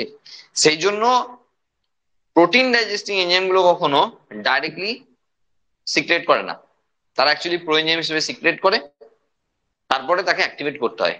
দুটো টার্মের জন্য আমরা এখানে বারবার আলোচনাটা করছি, একটা হলো প্রোএনজাইম কনসেপ্টের জন্য, আর একটা হলো অ্যাক্টিভেটরের কনসেপ্টের জন্য। বোঝা গেল? যেমন ঠিক ট্রিপসিন, ট্রিপসিনোজেন থেকে তৈরি হয়, তাহলে ট্রিপসিন হলো এনজাইম, ট্রিপসিনোজেন হলো প্রোএনজাইম। ইরিপসিন, ইরিপসিনোজেন থেকে তৈরি হয়। বোঝা গেল? তাহলে ইরিপসিনোজেন হলো প্রোএনজাইম, দেন এনজাইম হলো ইরিপসিন। এটা সবাই প্রোটিন ডাইজেস্টিং এনজাইম। ক্লিয়ার? চলে আসবে এখানে আবার ফিরে, ইম্পর্টেন্ট জায়গা, সেটা হলো যে তার উপর কাজ করছে সেটা হলো সাবস্ট্রেট। সেটা প্রোটিন হতে পারে সাবস্ট্রেট, সেটা কার্বোহাইড্রেট হতে পারে সাবস্ট্রেট, যে কাজ করছে সে এনজাইম। এবার তুমি এরকম করে ভেবে নাও ব্যাপারটা, এই যে এখানে খাঁজটা, এবার ভাবতে হবে তোমার, একটু সহজ সরল করে নি, এত জটিলে কেন যাবো। ধরো এখানে একটা এরকম করে খাঁজ করে নিলাম, ঠিক আছে? এবার ওর সঙ্গে ঠিক ম্যাচ করিয়ে বসিয়ে দিলাম এখানে একটা অংশটা, গোলাবে না কিন্তু, হ্যাঁ, এই গোটাটা নিয়ে এনজাইম, তাই তো? এইটাতে আমরা এনজাইমের কথা বলছি, এই গোটাটা নিয়ে এনজাইম। এবার ওর খাঁজ ফাঁস সব এখন ভুলে যাও, একবার একবার ভুলে যাও, হ্যাঁ, দিয়ে গোটাটা তুমি ধরে নাও এটা হলো এনজাইম, পরে এনজাইম। এবার এখানে এসো, তাহলে এনজাইম যদি ওটা হয়, তাহলে সাবস্ট্রেট, ধরো এবার একটা অন্য কালার দিই, ধরো এটা হলো প্রোটিন, কোন একটা প্রোটিন, হ্যাঁ, এবার ধরো অন্যরকম একটা টাইপের আমরা আছি, এটা হলো প্রোটিন, মানে এটা হলো সাবস্ট্রেট, এটা হলো সাবস্ট্রেট। এখানে যদি অসুবিধা হয় তাহলে এটা মুছে দাও, হ্যাঁ, একবারের জন্য, দেখো ওটা ধরে নাও এনজাইম, নাহলে আবার গুলিয়ে ফেলবে তুমি। তাহলে এটা সাবস্ট্রেট, তার মানে সাবস্ট্রেটের সঙ্গে অ্যাকচুয়ালি যে এনজাইমটা বসবে সে নির্দিষ্ট, যে কাজ করবে এখানে, এটা হলো এনজাইম। তালা চাবি মতবাদ এখানে আছে, লক অ্যান্ড কি মেকানিজম। এমিল ফিশার নামটা মনে রাখতে হবে, যিনি একটা হাইপোথিসিস দিয়েছেন, সেটা হলো লক অ্যান্ড কি। যদি আগের ফরম্যাট হতো সেমিস্টার না হয়ে, তাহলে এটা একটা 3 নম্বরের কোশ্চেন, যে এনজাইমের কার্যপদ্ধতি সম্পর্কিত তালা চাবি মতবাদটি বর্ণনা করো। ঠিক আছে? মানে যে কোনো তালা, একটা তালা যেমন যে কোনো চাবি দিয়ে খুলবে না, নির্দিষ্ট চাবি দিয়েই খুলবে, তেমন যে কোনো একটি সাবস্ট্রেট যে কোনো এনজাইম দিয়ে কাজ করবে না। যে প্রোটিনকে ভাঙার দরকার ছিল, পেপসিন বেরোচ্ছে না, তো বললো সুক্রেজ, বললো ঠিক আছে চল আমি তোর কাজটা করে দিচ্ছি, না, এরকম হবে না। তাহলে একটা সাবস্ট্রেটের জন্য নির্দিষ্ট এনজাইমের দরকার আছে। তারপরে 3 নম্বর যে বান্ধবীটা ঢুকেছিল না, ওই বান্ধবীটির কথা সবাই শোনে না, হয়তো যে দুজনের মধ্যে ঝগড়া হচ্ছিল তারা শোনে, তাই 3 নম্বর বান্ধবীরা তাদের ক্ষেত্রে এনজাইমেটিক রিয়াকশনে কাজ করেছে। হয়তো অন্য কোনো বান্ধবী হলে কাজ করতো না, কোনোই কিছু হতো না, যেমন চলছিল তেমনই মুখোমুখি চলতো, না কমতো না বাড়তো। বুঝতে পারছি কি বলছি? তাহলে এখানে যে কোনো এনজাইম সে সাবস্ট্রেটের প্রতি স্পেসিফিক, তার মানে একটা স্পেসিফিক এনজাইম একটা স্পেসিফিক সাবস্ট্রেটের উপরই কাজ করে, অন্য কোনো জায়গায় কাজ করবে না। আর সেই জন্যই আমরা এই খাঁজ ফাঁজ গুলো করার চেষ্টা করছি, বোঝানোর চেষ্টা করছি যে এটা যদি এনজাইম হয় তাহলে ওখানে বসবে, এখানে গিয়ে বসবে, বসবে না। তার মানে ওই এনজাইমটা এখানের জন্য ম্যাচিং ম্যাচিং ব্যাপার না। এখানে এখানে অ্যাকচুয়ালি লক হলো সাবস্ট্রেট, আর কি হলো এনজাইম। তুমি যদি এক্স্যাক্টলি বলো যে স্যার সাবস্ট্রেট বড় হয় না এনজাইম বড় হয়, অবভিয়াসলি বলবো সাবস্ট্রেট বড় হয় সবসময়। তাহলে এটা যদি একটা সাবস্ট্রেট হয়, সাপোজ এরকম করলাম, যে এখানে ছোট্ট ছোট্ট করে এরকম করলাম, হ্যাঁ তুমি এইটাকে কিন্তু এখন ভুলে যাও, একবার বলছি, বারবার বলছি, এই খাঁজটা মনে রাখতে গেলে না তোমার গোটা এনজাইম বোঝাই বৃথা হয়ে যাবে, তাহলে তুমি বুঝিয়ে উঠতে পারবে না কি হচ্ছে, এটা গোটা এনজাইম। হ্যাঁ, এবার এই খাঁজগুলো দেখো, এটা হলো সাবস্ট্রেট, তাহলে এখানে প্রচুর ছোট ছোট খাঁজ রাখছি আমরা, তাহলে এই জায়গাগুলোতে এনজাইম বসবে দিয়ে কাজ করবে। বুঝতে পারছি, এই জায়গাগুলোতে এনজাইম বসে কাজ করবে। তাহলে দেখো সাবস্ট্রেটটা বড়, এনজাইমটা ছোট, এটা কিন্তু এক্স্যাক্টলি ফিগার। এবার কোথাও কোথাও বোঝাতে গিয়ে আমরা দু একবার এনজাইমটাকে বড় করে সাবস্ট্রেটটাকে ছোট করব, তাহলে বুঝতে সুবিধা হবে। কিন্তু এক্স্যাক্ট যেটা, সেটা হলো সাবস্ট্রেট বড়, এনজাইম কাজ করবে যে সে ছোট। তুমি মাংস খেয়েছো, হ্যাঁ মাংসকে যতটুকুই করো না কেন, সে ম্যাক্রোমলিকিউলস, তাকে খালি চোখে দেখা যায়, যে এনজাইম কাজ করবে তাকে তুমি দেখতে পাবে না, মাইক্রোমলিকিউলস। বোঝা গেল? তো সবসময় সাবস্ট্রেট বড় এনজাইম ছোট। তাহলে একটা সাবস্ট্রেটের উপর এক ধরনের এক ধরনের ধরনের বলেছি কিন্তু, হ্যাঁ, তার মানে সেই মাংসের সঙ্গে পেপসিন যেমন কাজ করছে, ট্রিপসিনও কাজ করতে পারে, ইরিপসিনও কাজ করতে পারে, কিন্তু ডিপেন্ড করছে সে কোন ফরম্যাটে আছে। প্রোটিন হলেই তো হবে না, প্রোটিনের বিভিন্ন স্ট্রাকচার আছে, আমরা প্রোটিন বলে ছেড়ে দিলাম তাই। তাহলে সেখানে primary protein, secondary protein, primary proteose, হ্যাঁ, তারপরে অ্যাসিড মেটা প্রোটিন, সেখানে পেপটোনস, পলিপেপটাইড, গাদা গাদা স্টেপ বাই স্টেপ তার ছোট ছোট হওয়ার ব্যাপার আছে। তাহলে সেই জায়গায় আমাকে বুঝতে হবে যে কোন ক্ষেত্রে কে কাজ করছে। বুঝা গেল? আমরা কিন্তু প্রোটিন নিয়েই বলে দিচ্ছি যে প্রোটিনের সঙ্গে পেপসিনও কাজ করে, প্রোটিনের সঙ্গে ইরিপসিনও কাজ করে, ট্রিপসিনও কাজ করে, কিন্তু এই প্রোটিনের কনফিগারেশন একরকম নয়। না তুমি বলতেই পারো স্যার আপনি তো বলছেন প্রোটিন, এই তো বলছেন স্পেসিফিক এনজাইম কাজ করবে, এই আপনি ট্রিপসিনের কথাও বলছেন, ইরিপসিনের কথাও বলছেন, আর আমরা সেই জন্যই বলতে চাইছি প্রোটিন কিন্তু একরকমের হয় না। আমরা তো ওভারঅল প্রোটিন বলে লিখেছি তাই। বোঝাতে মানে বুঝতে পারছি কি বলছি? তাহলে একটা একটা নির্দিষ্ট সাবস্ট্রেট একটা নির্দিষ্ট এনজাইমের সঙ্গেই কাজ করে, বা বলতে পারো যেহেতু এনজাইম পড়ছি, তাহলে একটা এনজাইম সবসময় নির্দিষ্ট সাবস্ট্রেটের উপরই কাজ করে, মানে তার সাবস্ট্রেট স্পেসিফিসিটি আছে। বোঝা গেল? এনজাইম সাবস্ট্রেট কমপ্লেক্স তৈরি করে, সেটা কতক্ষণ তৈরি করবে সেটা বলা মুশকিল আছে, তবে একবারের জন্য হলেও এনজাইম সাবস্ট্রেট কমপ্লেক্স তাকে তৈরি করতে হবে, মানে এখানে এসে তাকে বাইন্ড করতে হবে, দিয়ে তারপরে যতক্ষণ ইচ্ছা কাজ করলো, কাজ করে সেখান থেকে বেরিয়ে গেল, মানে তৈরি করে দিল প্রোডাক্ট, আর এনজাইম নিজে অপরিবর্তিত হয়ে গেল।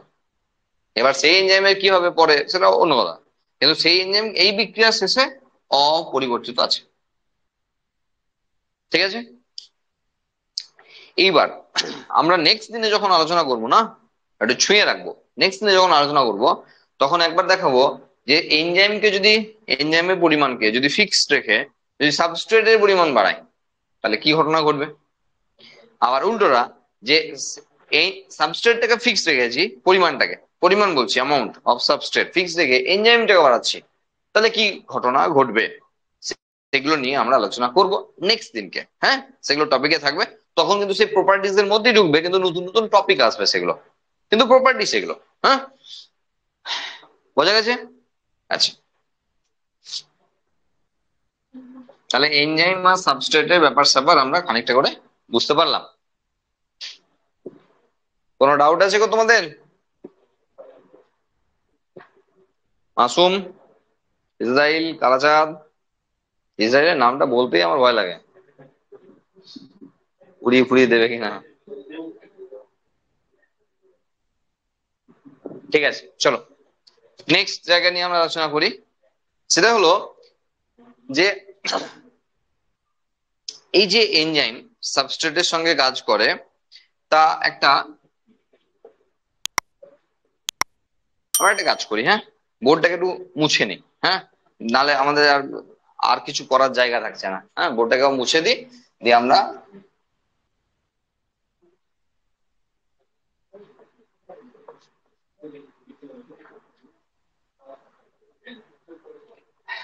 তাহলে এখানে আছে, এটা মুছে দিই।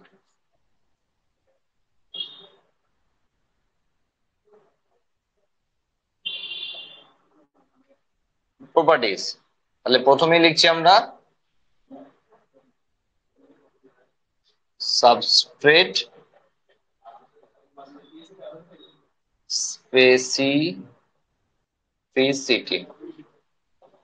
ঠিক আছে, যেমন স্পেসিফিক সাবস্ট্রেটের উপর কাজ করে। নেক্সট লিখছি আমরা অপটিমাম টেম্পারেচার। অপটিমাম টেম্পারেচার সেটা হলো, ধরো আমরা কোনো একটা সাবস্ট্রেট এবং এনজাইম, তাদেরকে যদি টেম্পারেচারের সঙ্গে আমরা দেখি, যে একটা এনজাইম সাবস্ট্রেট কমপ্লেক্স বা একটা এনজাইমের ক্ষেত্রে ভেলোসিটি তাকে রাখা হয়েছে ওয়াই অ্যাক্সিসে, আর টেম্পারেচারকে রাখা হয়েছে এক্স অ্যাক্সিসে, দিয়ে যদি দেখা হয় যে টেম্পারেচার বাড়ানোর সঙ্গে সঙ্গে তাদের বিক্রিয়ার হারে কি রকম পরিবর্তন হচ্ছে, আমরা দেখতে পাবো যে একটা বিক্রিয়ার গতিবেগ বাড়তে বাড়তে একটা জায়গায় গিয়ে পিক পয়েন্টে আসে, দিয়ে কমতে শুরু করে দেয়। এই যে পিক পয়েন্টে যখন এলো, ঠিক আছে, যখন পিক পয়েন্টে এলো, তখন সেটা হলো সেই এনজাইমের অপটিমাম টেম্পারেচার। অপটিমাম টেম্পারেচার, ঠিক আছে, মোটামুটি এরকম একটা জায়গায় অপটিমাম টেম্পারেচার এলো, ঠিক আছে, ঠিকই দিলি ধরো অপটিমাম টেম্পারেচার। তার মানে দেখা গেল যে টেম্পারেচার ধরো 10, 20, 30, এরকম 37, 38, 40-এর কাছাকাছি গিয়ে অপটিমাম এলো, যে তারপরে আবার বিক্রিয়ার গতিবেগ কমে যাচ্ছে। তাহলে যে জায়গায় গিয়ে, যে টেম্পারেচারে গিয়ে সে সবচেয়ে তার ভেলোসিটি বেড়েছিল, বিক্রিয়ার গতিবেগ বেড়েছিল বা বিক্রিয়ার হার বেড়েছিল, সেটাকে সেই এনজাইমের অপটিমাম টেম্পারেচার বলে। এনজাইমের গোটা বিষয়টা না, অপটিমাম টেম্পারেচার প্রায় প্রায় একরকম, কিন্তু এর পরে আমরা আলোচনা করবো একটা বিষয় নিয়ে, এটাকে ছাড়ছি না, এখনই আলোচনা করব, সেটা হলো অপটিমাম পিএইচ। সেটা প্রায় প্রায় প্রত্যেকটা এনজাইমের আলাদা আলাদা। কি বললাম এবার শোনো ভালো করে। এটা হলো অপটিমাম টেম্পারেচারের বিষয়টা প্রায় সমস্ত এনজাইমের জন্য প্রায় একই রকম, ঠিক আছে। এনজাইম সবসময় একটা রেঞ্জে ভালো কাজ করে, রেঞ্জটাকে আলাদা পয়েন্ট রাখতে পারি, আমরা অপটিমামের ঘরে দেখাচ্ছি। সেটা হলো যে কোনো এনজাইম 25 থেকে 40 ডিগ্রি সেন্টিগ্রেডে ভালো কাজ করে।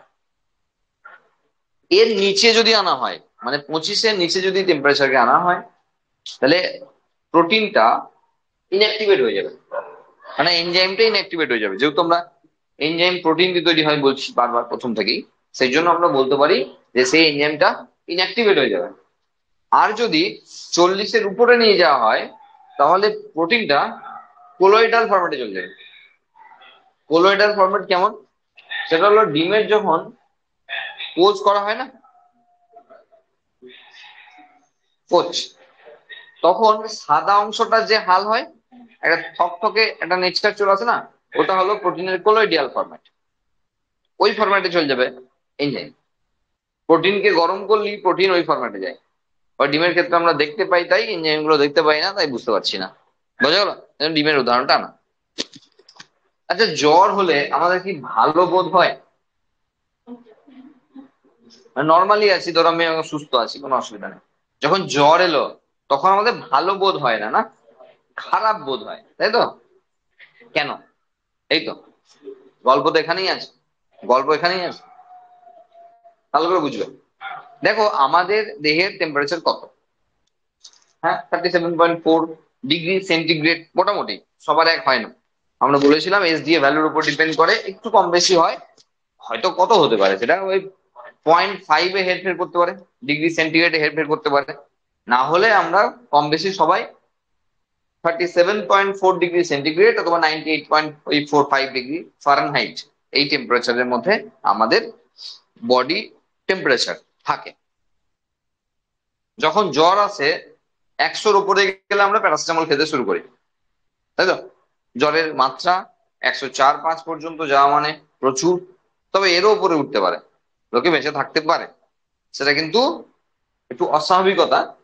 তবে মোটামুটি জ্বরে প্রচুর মানুষ মারা যায়। এই তো জ্বরে মারা যাওয়ার কারণ চলে এসছে। কারণ এনজাইমকে যদি দেখো 37.4, 37.8 ধরো ডিগ্রি সেন্টিগ্রেড, আমরা বলেছি একটা রেঞ্জে কাজ করে এনজাইম, সেটা হলো 25 থেকে 40 ডিগ্রি। আর যখন তোমার জ্বর 104 পেরিয়ে যাচ্ছে, তাহলে অ্যাবভ 40 হয়ে যাচ্ছে মোটামুটি, তারপরে তো এনজাইম কাজ করবে না। তারপর তো এনজাইম কাজ করবে না, তাহলে আমাদের মৃত্যু হতে বাধ্য। আর সেই কারণের জন্যই একাধিকবার স্নান করতে হতে পারে, মাথা ধোয়াতে হতে পারে, মানে মাথাটাকে আগে ঠান্ডা করতে হবে। কারণ হেড অফিস না, তাহলে জ্বর যখন আসে জলপট্টি দেয়, যদি তাতেও না কমে দেখবো চান করে দিতে হবে। ঠান্ডা লাগে সে পরে বোঝা যাবে, সেটা পরে হবে। ঠান্ডা লাগা সারানো, যদি ঠান্ডা লেগেই জ্বর আসে তবুও চান করে দিতে হবে, কারণ তার জ্বরটাকে কমাতে হবে। বোঝা গেল? কারণ দেখো, ঠাকুমারা দিদিমারা যদি নাও জেনে থাকে কেন কমাতে হবে, এইটুকু বোঝে যে জ্বরটা নামাতে হবে আর মাথার জ্বরটাকে নামাতে হবে। না, গায়ে তো জলপট্টি দিতে পারতো, জলপট্টি মাথায় দিচ্ছে আগে, কারণ জানে মাথাটা হেড অফিস, ওকে আগে কন্ট্রোল করতে হবে। টেম্পারেচার বেড়ে যাওয়ার অর্থ হলো এনজাইম কাজ না করতে পারা। আর আমরা প্রথম থেকেই বলে আসছি, লেবার তো এনজাইমই, ওরাই তো কাজ করে।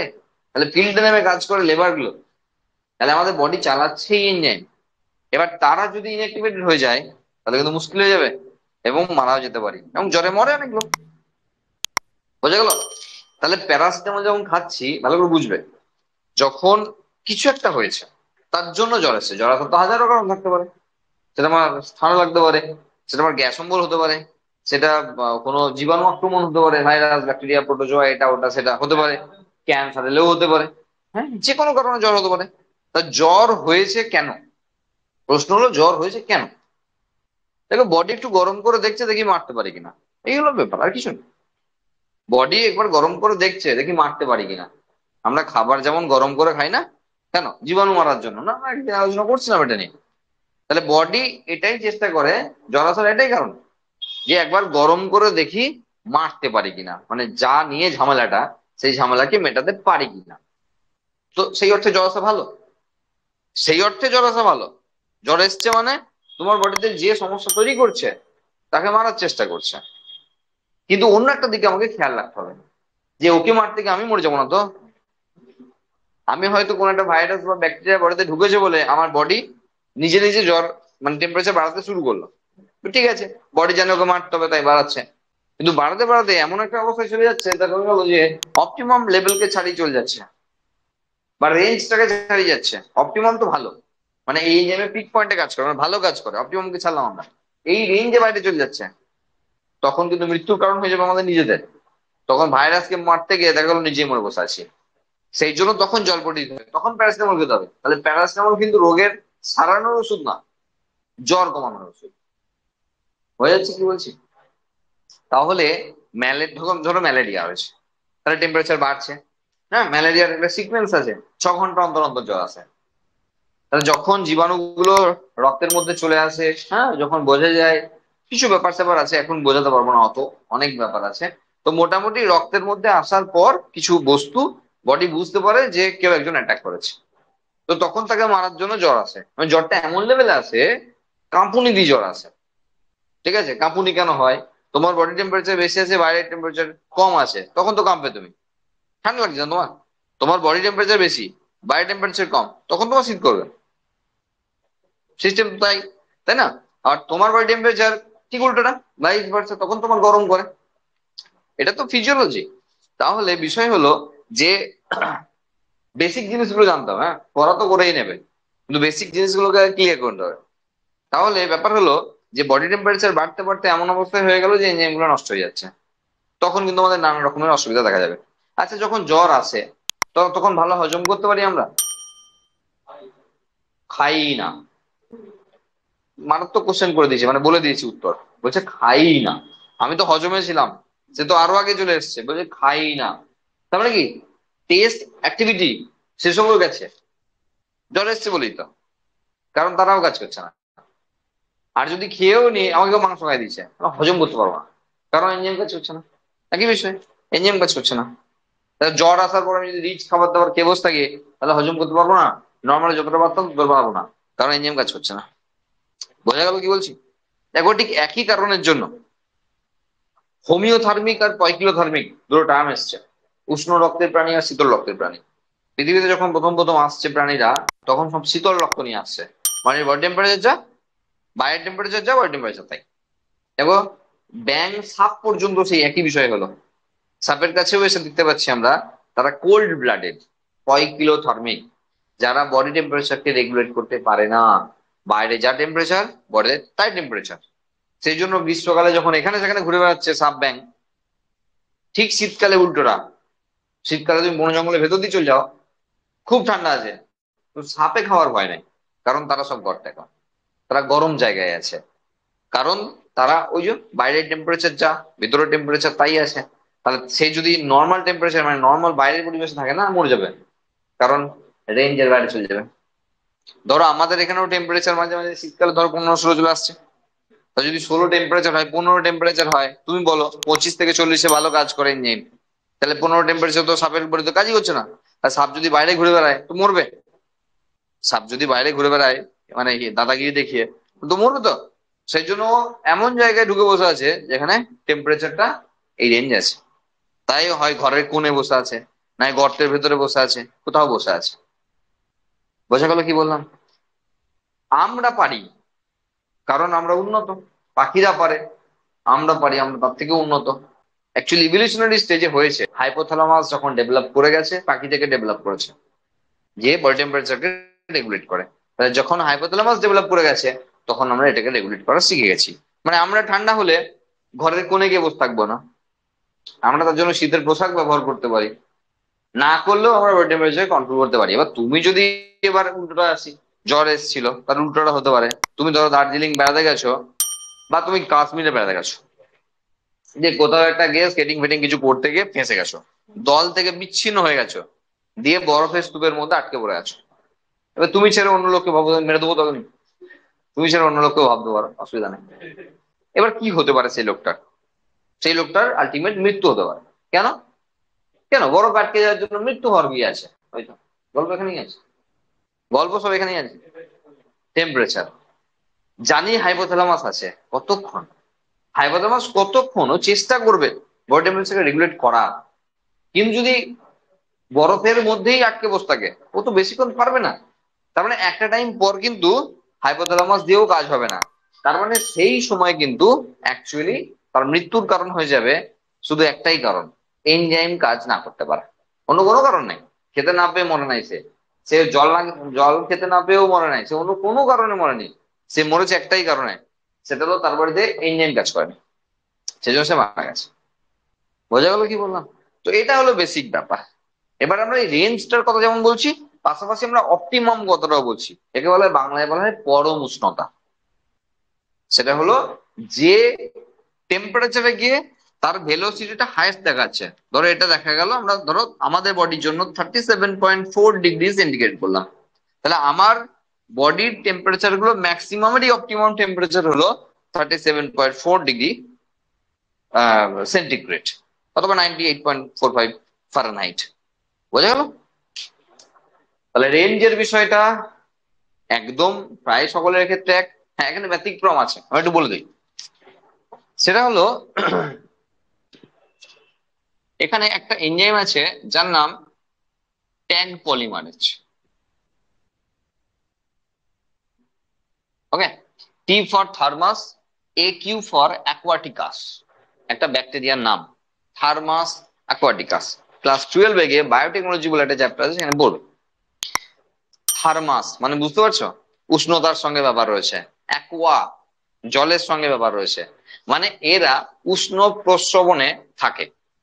হট স্প্রিং, উষ্ণ প্রস্রবণ বা হট স্প্রিং এ থাকে, মানে যে সমস্ত জায়গায় তুমি যদি কাপড়ে করে চাল বেঁধে ডুবিয়ে দাও তাহলে ভাত হয়ে উঠে আসবে, সেই সব জায়গার কথা বলা হচ্ছে।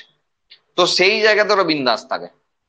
এটা ব্যতিক্রমী, এটা ব্যতিক্রমী, যেখানে এরা 96 ডিগ্রি সেন্টিগ্রেডে ভালো থাকে, ভালো রিপ্রোডাকশন করে, এরা এই জায়গাতেই থাকতে অভ্যস্ত। ব্যতিক্রম, এরা ব্যতিক্রম, এরা উদাহরণ না। তাহলে এটা খুব ইম্পর্টেন্ট হয়ে যায়, যেহেতু ব্যতিক্রম। তাহলে সেই ছেলে বা সেই মেয়েকে আমরা ভালো মনে রাখি যারা একটু ব্যতিক্রমী হয়, তাই না? সে ভালো পড়াশোনা করতে পারে, খুব ভালো দুষ্টুমি করতে পারে, যে কোনো কারণের জন্যই হোক তাকে আমরা মনে রাখি অনেকদিন। এভারেজ যারা, তাদের মনে কম থাকে, তাই না? খুব খুব বেশি বদমাইশি করেছে যে ছেলেগুলো, তাদের নাম অনেকদিন মনে থাকে। অথবা দারুণ পড়াশোনা করেছে যে ছেলেগুলো, তাদের নাম অনেকদিন মনে থাকে। কিন্তু যারা মাঝামাঝি লেভেলে থেকে যায়, তাদের নামগুলো কিন্তু বেশি দিন মনে থাকে না। ঠিক আছে, এগুলো সিস্টেম। তো সেই রকমের ব্যতিক্রমী জায়গা থেকে পরীক্ষা আসবে সবসময়। ট্যাগ পলিমার ছিল ব্যতিক্রমী উদাহরণ। হ্যাঁ, যেখানে 96, 97 এরকম রেঞ্জে ওরা ভালো কাজ করতে পারে, মানে ওদের অপটিমাম টেম্পারেচার এটা, ভালো কাজ করে। হলো? তাহলে টেম্পারেচার নিয়ে মোটামুটি আমরা বুঝতে পারলাম। টেম্পারেচার একটা রেঞ্জের কথা বলা হচ্ছিল, সঙ্গে আবার একটা অপটিমামের কথা বলা হলো। ঠিক একই গ্রাফ একই থাকবে, এখানে টেম্পারেচার লাগিয়েছিলাম, এখানে ভেলোসিটি লাগিয়েছিলাম, এখানে টেম্পারেচারের বদলে আমরা পিএইচ লাগিয়ে দেবো, ব্যাস, গল্প একই থাকবে। এটা কিন্তু প্রত্যেকটা এনজাইমের জন্য আলাদা আলাদা, বা গ্রুপের এনজাইমের জন্য আলাদা আলাদা। মানে দেখো, তাহলে প্রথমে একবার বলে দিচ্ছি, যে পিএইচ এ সেই এনজাইমটি ভালো কাজ করে তাকে বলা হয় তার অপটিমাম পিএইচ বা পরম পিএইচ। তাহলে যে পিএইচ এ সেই এনজাইমটা ভালো কাজ করে তাকে বলা হয় তার পরম পিএইচ। এবার এটা ওই রেঞ্জের ব্যাপারের মতো নয়, এটা একটু অন্যরকম। যেমন দেখো, ধরো স্টোমাকে প্রোটিন ডাইজেস্টিং এনজাইম পেপসিন কাজ করছে, যার প্রভাবে তার নাম HCl, পিএইচ মোটামুটি 0.9 থেকে 1.5, হাইলি অ্যাসিডিক, তীব্র অ্যাসিড, সেখানে কাজ করছে, প্রোটিনের উপর কাজ করছে। বোঝা গেল? তাহলে এটা হলো তার পরম পিএইচ। সেই প্রোটিন ডাইজেস্টিং, সরি, সেই প্রোটিনই যখন স্টমাক ছেড়ে স্মল ইন্টেস্টাইনে এলো, মানে ক্ষুদ্রান্ত্রে এলো, যে কাজ করবে, ধরো ট্রিপসিন, প্রোটিন ডাইজেস্টিং এনজাইম, সে কাজ করবে মোটামুটি 8.2 থেকে 8.5 পিএইচ। এও প্রোটিন ডাইজেস্টিং এনজাইম, এও প্রোটিন ডাইজেস্টিং এনজাইম, এ করছে হাইলি অ্যাসিডিকে, এ দেখো পুরো বেসিকে চলে আসছে, কারণ ওদের অপটিমাম পিএইচ এটা। বোঝা গেল? তাই গল্প বলি।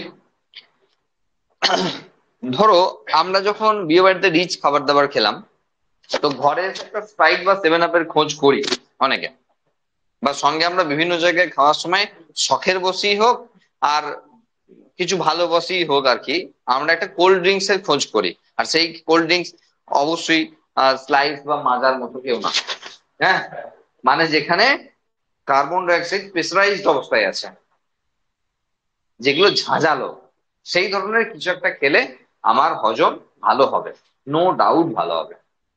বাকি কি হবে সে পরের কথা, হাড় ক্ষয়ে যাবে, শরীরে আরো অনেক সমস্যা আসবে, সেটা তো আছে। কিন্তু তুমি যদি হজমের রেসপেক্টে বলো যে স্যার কোল্ড ড্রিঙ্কস খেয়ে কি ভালো কাজ হয়, হজম হয়, 100% হয়। কারণ অপটিমাম পিএইচ ক্রিয়েট করে। তুমি এক পেট মাংস খেয়ে চলে এসছো, পরের পেয়েছো বলে, HCl তো বডি তো অত বোঝে নাই, বডি তো সেই লেভেলে HCl সিক্রেশন করে যাবে যা প্রতিনিয়ত করে। HCl তুমি খাও বা না খাও তার সঙ্গে কোনো সম্পর্ক নাই, তুমি খেলেও সিক্রেশন করে, না খেলেও সিক্রেশন করে। তাহলে পেটে যখন মাংস গেল, তার আগেও সিক্রেশন হচ্ছিল, পরেও সিক্রেশন হচ্ছে। আচ্ছা চলো একটু বাড়ালাম, যে প্রোটিন খেয়েছো অনেক, HCl একটু বেশি রেটে সিক্রেশন হচ্ছে, কিন্তু দেখা গেল সেটা এনাফ না সেই এনজাইমটার পরিবেশ তৈরি করার জন্য, সেটা এনাফ না। কি বললাম বুঝতে পারলে? কারণ পেপসিন যে লেভেলে কাজ করবে, দেখা গেল এক পেট মাংস খাওয়ার পর অতটুকু HCl দেখা গেল সেই লেভেলটা নিয়ে আসতে পারছে না, সেই পিএইচ লেভেলটা নিয়ে আসতে পারছে না, তখন কিন্তু পেপসিন কাজ করতে পারবে না ভালো। তাহলে বাইরে থেকে ঢালতে হবে, যাতে অ্যাসিডিক মিডিয়াম তৈরি হয়। তোমার পেটের গোটা পরিবেশটা, পাকস্থলী, পেট মানে সেই অর্থে পাকস্থলী বলছি, পাকস্থলীর গোটা পরিবেশটা যেন এই 0.5 থেকে 1.5 রেঞ্জে আসে, তাহলে ভালো কাজ করবে। মানে পেপসিন ভালো কাজ করবে, তাই ভালো হজম হবে। লাইপেজও ভালো কাজ করে, তাই হজম হবে। তার মানে যদি রিচ এবং স্পাইসি খাবার দাবার খাই, প্রোটিন এবং ফ্যাট খাই, তাহলে সেই ক্ষেত্রে তারপরে যদি আমরা প্রেসারাইজড কার্বন ডাইঅক্সাইড যুক্ত কোনো কোল্ড ড্রিঙ্কস খাই, তাহলে হজমের ক্ষেত্রে সেটি কাজ করবে। না খেয়েও কাজ করতে পারে, আমিও খাই, এমনি খেয়ে বা দারুণ হবে। ধরো খালি পেটে উঠে পেয়েছিল, খেয়ে নিয়েছে 7 আপ বা স্প্রাইট, পেপসি, কোক সবই, তাহলে বোঝো 6 ঘন্টা খালি পেটে আছে, এমনিই তো অ্যাসিড হয়ে বসে আছে, পেট তো এমনিই অ্যাসিডিক হয়ে বসে আছে। আমাদের বাঙালিদের ক্ষেত্রে ম্যাক্সিমাম ক্ষেত্রে শরীর মানে হজম শক্তি ফুটে যাওয়ার কারণ অন্যতম এই কারণে যে আমরা খালি পেটে উঠে সকালে চা খুঁজি, চা, 1 কাপ চা চাই, 2টো বিস্কিট চাই, আর দুটোই সেই অর্থে আমার জন্য খারাপ। বিস্কুট খুব একটা ভালো জিনিস না, ঠিক আছে? তো চা, আবার লিকার চা, যদি আবার দুধ চা হয় তো গল্প তো জমে গেল একবারে। ঠিক আছে, দুধকে হজম করার জন্য এনজাইম আমাদের এমনিতেই খুব অভাব আছে। ঠিক আছে, সকালবেলা দুধ চা মেরে দিয়েছো, সকালবেলা পিএইচ আছে 0.9 থেকে 1.5, কমের দিকটাই ধরো, কারণ 6 ঘন্টা 7 ঘন্টা তুমি খাওনি, রাতেবেলা নিশ্চয়ই উঠে খাওনি, আমি ধরে নিলাম রাতেবেলা উঠে খাওনি চুরি করে, তাহলে 10টা 11টার সময় খাওয়ার পর সকালে উঠেছো 7টার সময়, তাহলে এমনিই তো 6 7 8 ঘন্টা পেট ফাঁকা আছে। তাহলে সকালবেলা উঠে যে খাওয়ার দরকার ছিল সেটা হলো 1 গ্লাস জল, 2 গ্লাস জল, যাতে পিএইচ লেভেলটা উপর দিকে নিয়ে আসে, বোঝা গেল?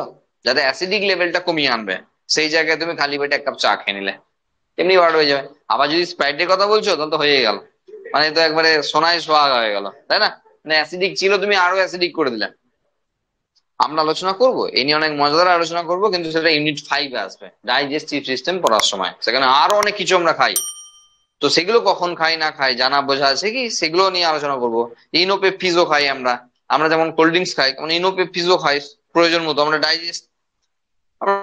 ডাইজেস্ট করার জন্য ডাইজিনও খাই, রেন্টাকও খাই, ফেমটাকও খাই, আবার প্যান্ডি খাই, অ্যাসিলোকার্ডিও খাই, প্রচুর কিছু খাই।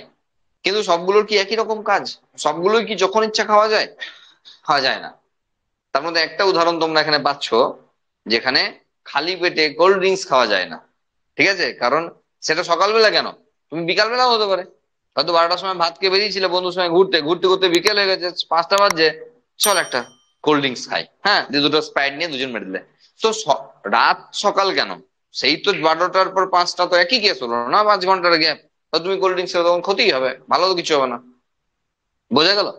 তাহলে কোল্ড ড্রিঙ্কস এমনিতেই ক্ষতি করে, কিন্তু যদি এইরকম প্রোটিন বা ফ্যাট জাতীয় কোনো খাবার খাই, সেই ক্ষেত্রে হজমে সাহায্য করতে পারে, যদি এক্সটার্নাল মিডিয়াম হিসেবে কাউকে কাজ করাই, তাহলে বুঝতে পারছি আমরা কেন। ঠিক এটাও বুঝতে পারলাম যে এক্ষেত্রে এর মতো রেঞ্জের ব্যাপার নাই, যে এই থেকে এই রেঞ্জে ভালো কাজ করে এমন ব্যাপার নাই। কারণ দেখো এর রেঞ্জ, দেখো সেই প্রোটিন ডাইজেস্টিং এনজাইম এই রেঞ্জে কাজ করে, তো এই রেঞ্জে কাজ করে, সেই জন্য ও ওখানে গিয়ে কাজ করবে না, আর এ তো আগে সিক্রেটই করে না। কি বললাম ভালো করে বুঝবে। ধরো পাকস্থলীর পথ তো ক্ষুদ্রান্ত্র, তাহলে পাকস্থলীতে যখন HCl খাবার এবং তার সঙ্গে পেপসিন সব মিলেমিশে আছে, সেই খাবারের দলাটাই তো পরবর্তী অংশে যাচ্ছে ক্ষুদ্রান্তে, তাই ক্ষুদ্রান্তে গিয়ে কি আর পেপসিন কাজ করবে? না, কাজ করবে না, কারণ তার তার এনভায়রনমেন্ট নাই। আমাদের মুখের মধ্যে লাইসোজাইম আছে, ঠিক আছে, যারা আমাদের খাবারের মধ্যে উপস্থিত জীবাণুকে ধ্বংস করে। আমাদের মুখের মধ্যে যে পিএইচ, সেটা হলো 6 থেকে 7-এর মধ্যে, লাইট অ্যাসিডিক, ঠিক আছে, লালা রসের পিএইচ। এইবার এই লালা রসের যে পিএইচ রয়েছে সেখানে আচ্ছা, একটা কথা বলি, সেটা হলো যে মাংস অথবা বলছিলাম ফ্যাট, চর্বি জাতীয় খাবার কিছু, ফ্যাট জাতীয় খাবার কিছু খেলে কোল্ড ড্রিঙ্কস ভালোর জন্য। আচ্ছা, যদি ভাত খেয়ে খাও, মানে তুমি হজম করতে চাইছো, 1 থালা ভাত খেয়েছো, একটু বাড়াবাড়ি হয়ে গেছে, মনে হচ্ছে গলা অব্দি খাওয়া গেছে ভাত, কিছু না, পোস্ত, আলু সিদ্ধ, একদম আমরা কার্বোহাইড্রেট থাকতে চাইছি। কার্বোহাইড্রেট জাতীয় খাবার দিয়ে এক পেট ভাত খেয়েছো, দিয়ে মনে হচ্ছে একটু বেশি খাওয়া গেছে, একটু কোল্ড ড্রিঙ্কস খাই। কোল্ড ড্রিঙ্কস কি কাজ করবে? কোনো কাজের নয়। কারণ কার্বোহাইড্রেট জাতীয় খাবারের পরিপাক পাকস্থলীতে হয় না। সুতরাং পাকস্থলীর পরিবেশ পিএইচ লেভেল ক্রিয়েট করে তোমার কোনো লাভ নাই, কারণ সেটা কার্বোহাইড্রেট পরিপাকে কোনো সাহায্য করবে না। সুতরাং কার্বোহাইড্রেট জাতীয় খাবার খেয়ে কোল্ড ড্রিঙ্কস গুলো খাওয়ার কোনো মানে নেই। বোঝা গেল কি বললাম? এবার যেখানে ছিলাম, যে আমাদের মুখের মধ্যে যখন ধরো কথাই বলছি টায়ালিন কাজ করছিল, হ্যাঁ টায়ালিন যারা আমাদের মুখের মধ্যে যে সেদ্ধ শ্বেতসার তাকে পরিপাক করতে সাহায্য করে। এবার যখন মুখ থেকে খাবারটা খানিকক্ষণ চিবিয়ে গিলে নিলাম, তখন চলে গেল পেটে পাকস্থলীতে। পাকস্থলীর পিএইচ লেভেল 0.9 টু 1.5। তাহলে একটা এনজাইম কাজ করছিল 6 থেকে 7-এর মধ্যে, সে গিয়ে পড়ে গেল এখন হাইলি অ্যাসিডিকে, কাজ করবে না। জেনারেলি মুখের যে এনজাইম যে কাজ করছিল সে গিয়ে আর পাকস্থলীতে কাজ করবে না। পাকস্থলীর যে এনজাইম কাজ করছিল সে আর ক্ষুদ্রান্তে গিয়ে কাজ করবে না, কারণ বলছে অনেক করেছিস, এবার থাম, এবার আমাকে কাজ করতে দে। বোঝা গেল কি বললাম? তো তোমাকে এখানে বুঝে নিতে হবে অপটিমাম পিএইচ এর মানেটা কি। বোঝা গেল?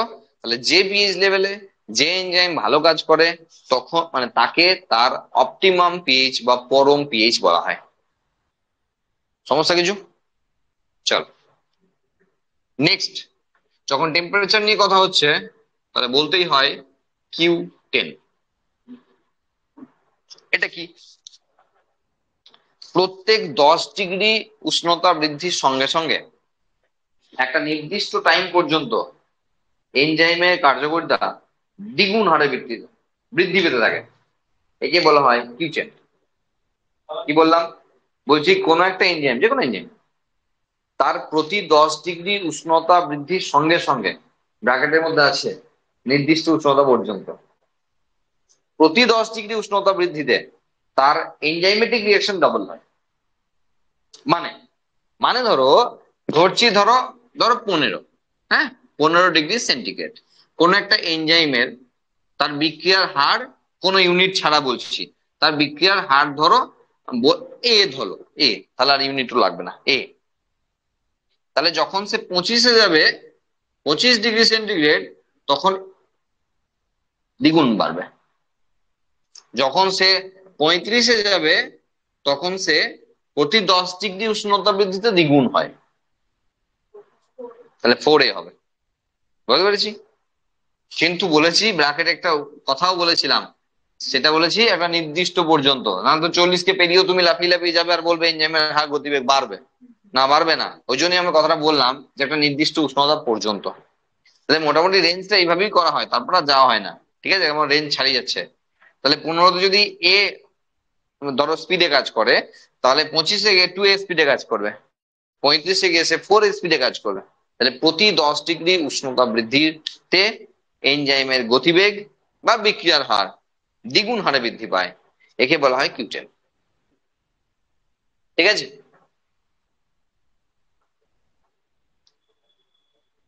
আচ্ছা, এখানে আমরা লক এন্ড কি মেকানিজম একটু একটু বুঝেছি, মানে ওই আর কি, বেশি বোঝার কিছু নাই, কারণ নেক্সট দিনকে আমরা ওটাকে নিয়ে আরো ইলাবোরেটলি আলোচনা করব। যেটা বলেছিলাম আমরা যে সাবস্ট্রেটের সঙ্গে এনজাইম ফিক্সড, হ্যাঁ, তো সেখানে সাবস্ট্রেট যখন তালার মতো কাজ করছে, এনজাইম তখন চাবির মতো কাজ করছে। তো স্পেসিফিক ভাবে সেই সাবস্ট্রেটের উপর সেই এনজাইমটাই কাজ করতে পারে, বা সেই এনজাইমটা স্পেসিফিক সাবস্ট্রেটের উপরই কাজ করতে পারে, তাকে ভাঙতে পারে, জুড়তে পারে, যা ইচ্ছা করতে পারে। কারণ এনজাইম মানে শুধু ভাঙা নিয়ে পড়ে থাকলে হবে না।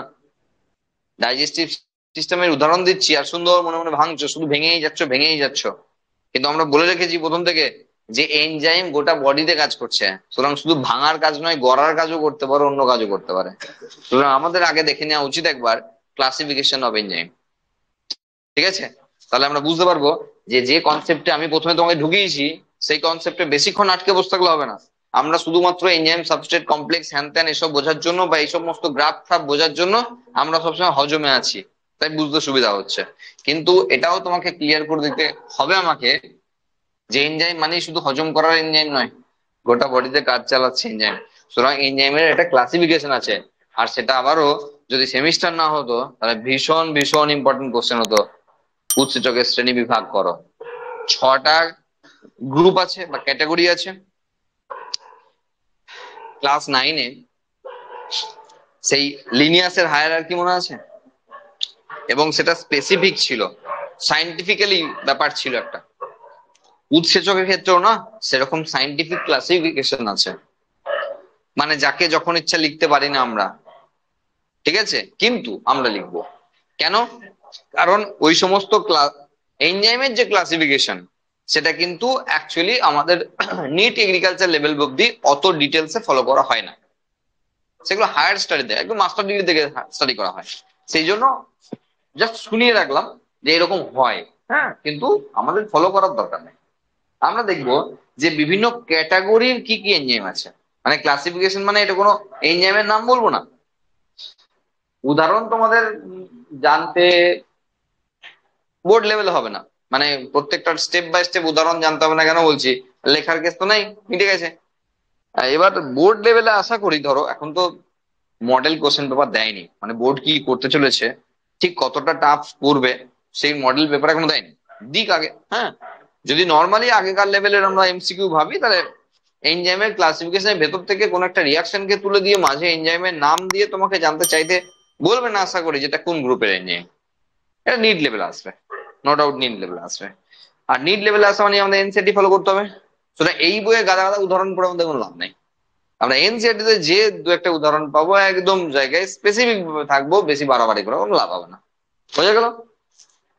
আগে ক্যাটাগরি গুলো দেখি। হ্যাঁ, তাহলে ক্লাসিফিকেশন অফ এনজাইম, তুমি যদি ভাবো যে প্রপার্টিজ শেষ হয়ে গেছে, তা কিন্তু হয়নি, প্রপার্টিজ এখনো আছে, কিন্তু প্রপার্টিজ কে আমরা নেক্সট দিনকে কন্টিনিউ করব। কারণ আমাদের ক্ষেত্রে এখনো যে বিষয়গুলো পড়ার আছে না, সেগুলো এক একটা টপিক। প্রপার্টিতে হয়তো এক লাইনে লিখবো, কিন্তু সেই টপিকটা একটা 3 নম্বরের কোশ্চেন ছিল, সেটা নিয়ে আলোচনা করতে হবে। ঠিক আছে, সেই জন্য আমরা মাঝখানে, তোমাদের যেহেতু পড়ার ব্যাপার আছে, সেজন্য বইয়ের মানে পেজ অনুযায়ী আমরা মাঝখানে রেখে ছেড়ে দিয়ে যাচ্ছি না, পড়িয়ে দিচ্ছি যাতে তোমাদের পড়তে সুবিধা হয়। কারণ ক্লাসিফিকেশন প্রথম দিকেই আছে, ওই জন্য ক্লাসিফিকেশন অফ এনজাইম। ওকে,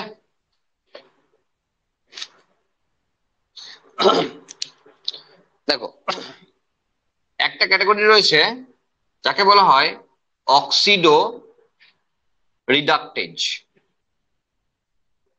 অক্সিডো রিডাকটেজ এগুলো কিন্তু একটা গ্রুপ বা ক্যাটাগরি, মানে যে সমস্ত এনজাইম গুলো অক্সিডেশন করবে অথবা রিডাকশন করবে, মানে জারণ অথবা বিজারণ প্রক্রিয়ায় অংশগ্রহণ গ্রহণ করবে, তাদের বলা হয় অক্সিডো রিডাকটেজ গ্রুপের এনজাইম। গাদা গাদা এনজাইম আছে এই গ্রুপে, বোঝা গেল কি বললাম?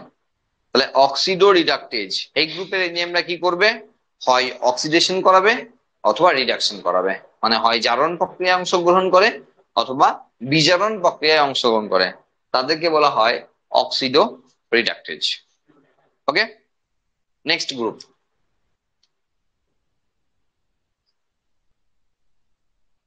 ট্রান্সফারেজ।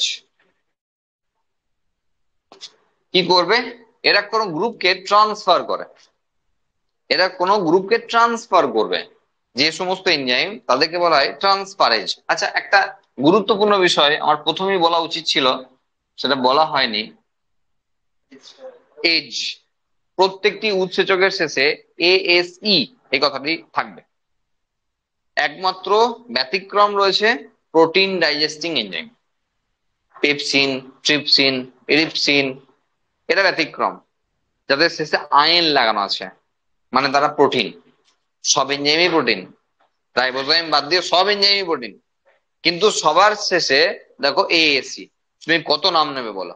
দেখো সুক্রেজ, ল্যাকটেজ, ফ্রুক্টেজ, ঠিক আছে, তুমি ধরো সাপোজ অ্যামাইলেজ, ঠিক আছে, কার্বক্সিপেপটাইডেজ, অ্যানহাইড্রেজ, ঠিক আছে, পলিমারেজ, যত নেবে যত নেবে, ঠিক আছে, সবার শেষে এএসই আছে, এজ মানে উৎসেচক। ঠিক আছে, কিন্তু ব্যতিক্রমটাও মনে রাখতে হবে, প্রোটিন ডাইজেস্টিং এনজাইম যারা, তারা সবাই কেউ এএসসি ফলো করে না। ঠিক আছে, সেটা বুঝতে গেলে আমার বললাম হায়ার স্টাডি আছে, কেন ওরা ফলো করেনি সেটা ওখানে থাকবে, দরকার নেই আমাদের সব। হ্যাঁ, তো ওরা ব্যতিক্রম। ট্রান্সফার যে কাজ, ব্যাপার কি বললাম, যে কোনো একটা গ্রুপকে ট্রান্সফার করছে, ধরো কোনো একটা এনজাইম কোনো মিথাইল গ্রুপকে ট্রান্সফার করলো, তাহলে সেই এনজাইম হবে ওই নাম অনুসারে ট্রান্সফারেজ। এনজাইমের নাম সবসময় সাবস্ট্রেটের উপরই হয় ম্যাক্সিমাম ক্ষেত্রে। সুক্রোজের উপর কাজ করছে সুক্রেজ, না কার্বোহাইড্রেটকে অ্যামাইলোজ বলা হয়, তাহলে অ্যামাইলেজ কাজ করছে অ্যামাইলোজের উপরে। বোঝা গেল? ম্যাক্সিমাম ক্ষেত্রে তাদের যে উৎসেচকের যে অ্যাক্টিভিটি, তাদের যে নামকরণ, সেই নামকরণ হয় সাবস্ট্রেটের ক্ষেত্রে, অথবা কি ধরনের কাজ করছে সেই রকম, মানে সেই লেভেল, মানে প্রপার্টির উপর নামকরণ হয়। আবার বলছি বলছি উৎসেচকের যখন নামকরণ করা হয় না, রাম শ্যাম যদু মধু তো দেওয়া হয়নি, নাম দেওয়া হয়েছে নির্দিষ্ট ভাবে। এই নামগুলোর মানে আছে, হয় তারা সাবস্ট্রেটের উপর বেস করে নাম হয়েছে, অথবা কি ধরনের কাজ করে তার উপর বেস করে নাম হয়েছে। ঠিক আছে?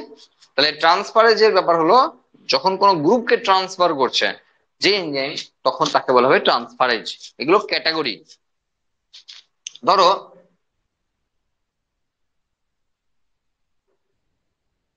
হাইড্রোলেজ আরেকটা ক্যাটাগরি। হাইড্রো মানে জল, মানে যারা জলের উপস্থিতি বিক্রিয়া করে সেই সমস্ত উৎসেচককে বলা হয় হাইড্রোলেজ। আমাদের যত ডাইজেস্টিং এনজাইম আছে তারা সব হাইড্রোলেজ। ঠিক আছে? পরীক্ষা আসতে পারে ইম্পর্টেন্ট কোশ্চেন, যে আমাদের পরিপাক ক্রিয়ার সঙ্গে জড়িত উৎসেচকগুলি সাধারণত অক্সিডোরিডাক্টেজ, ট্রান্সফারেজ, হাইড্রোলেজ, টোপোআইসোমারেজ, ঠিক আছে, বা আইসোমারেজ।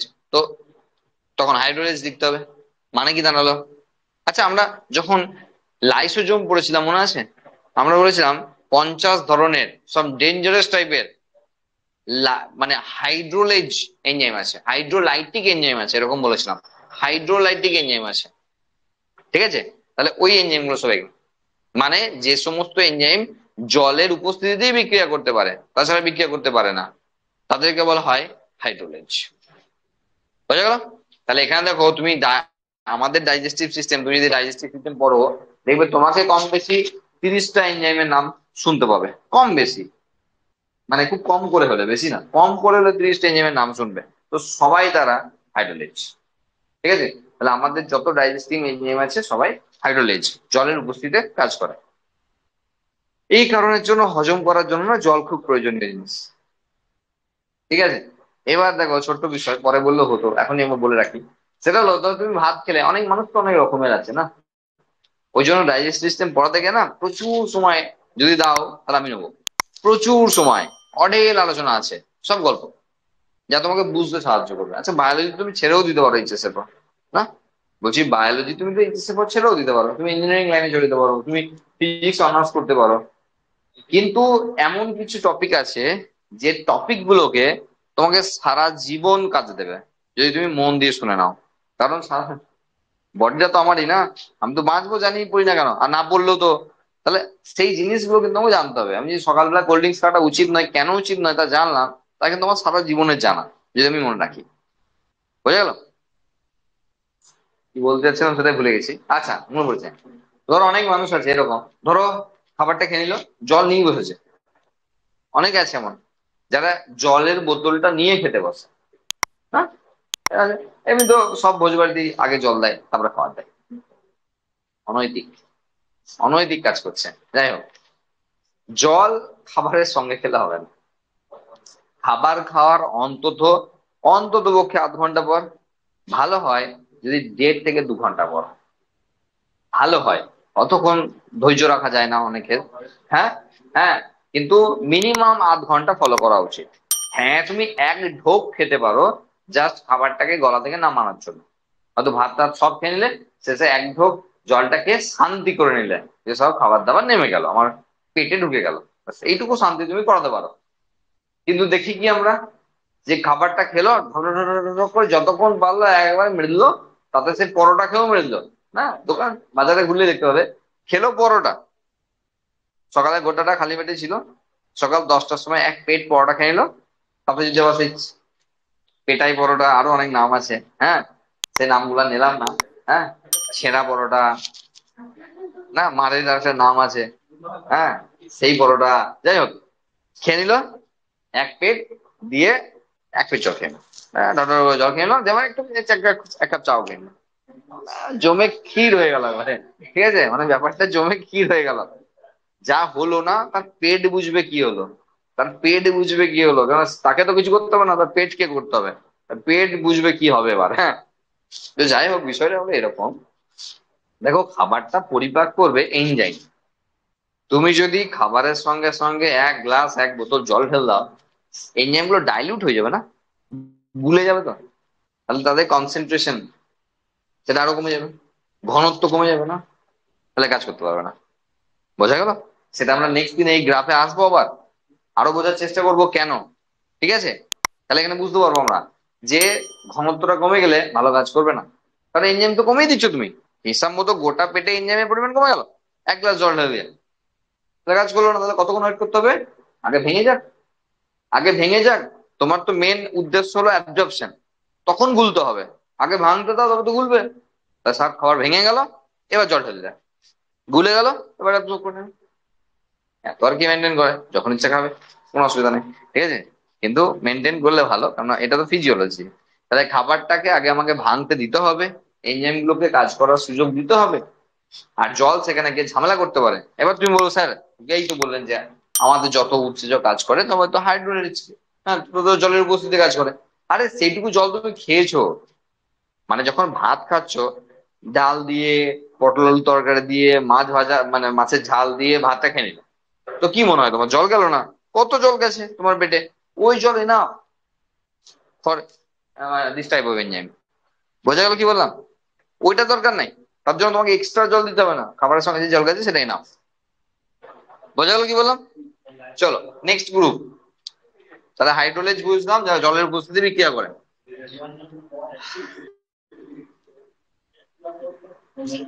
লাইজ, ঠিক আছে,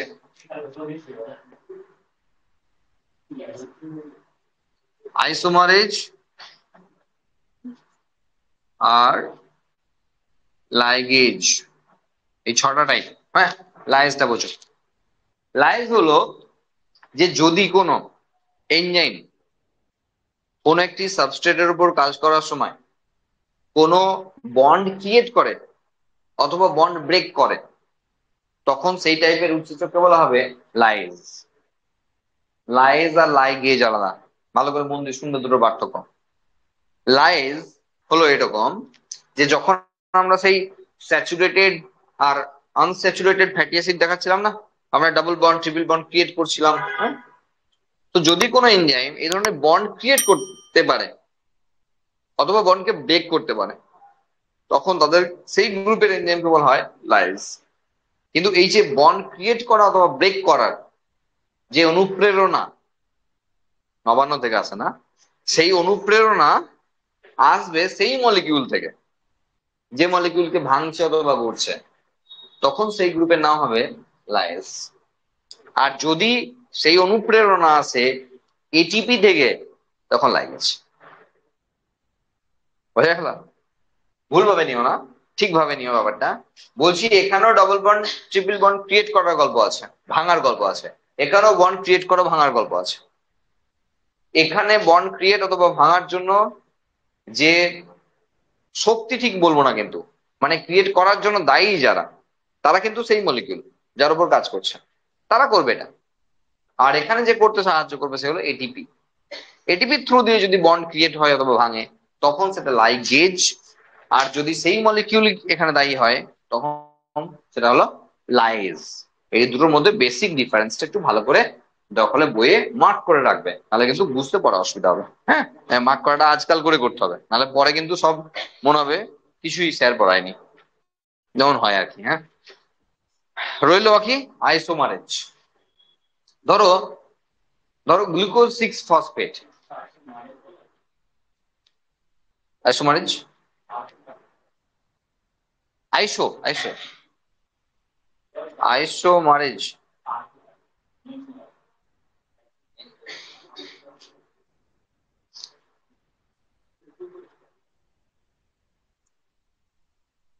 আইসোমারেজ, ঠিক আছে, আইসোমারেজ।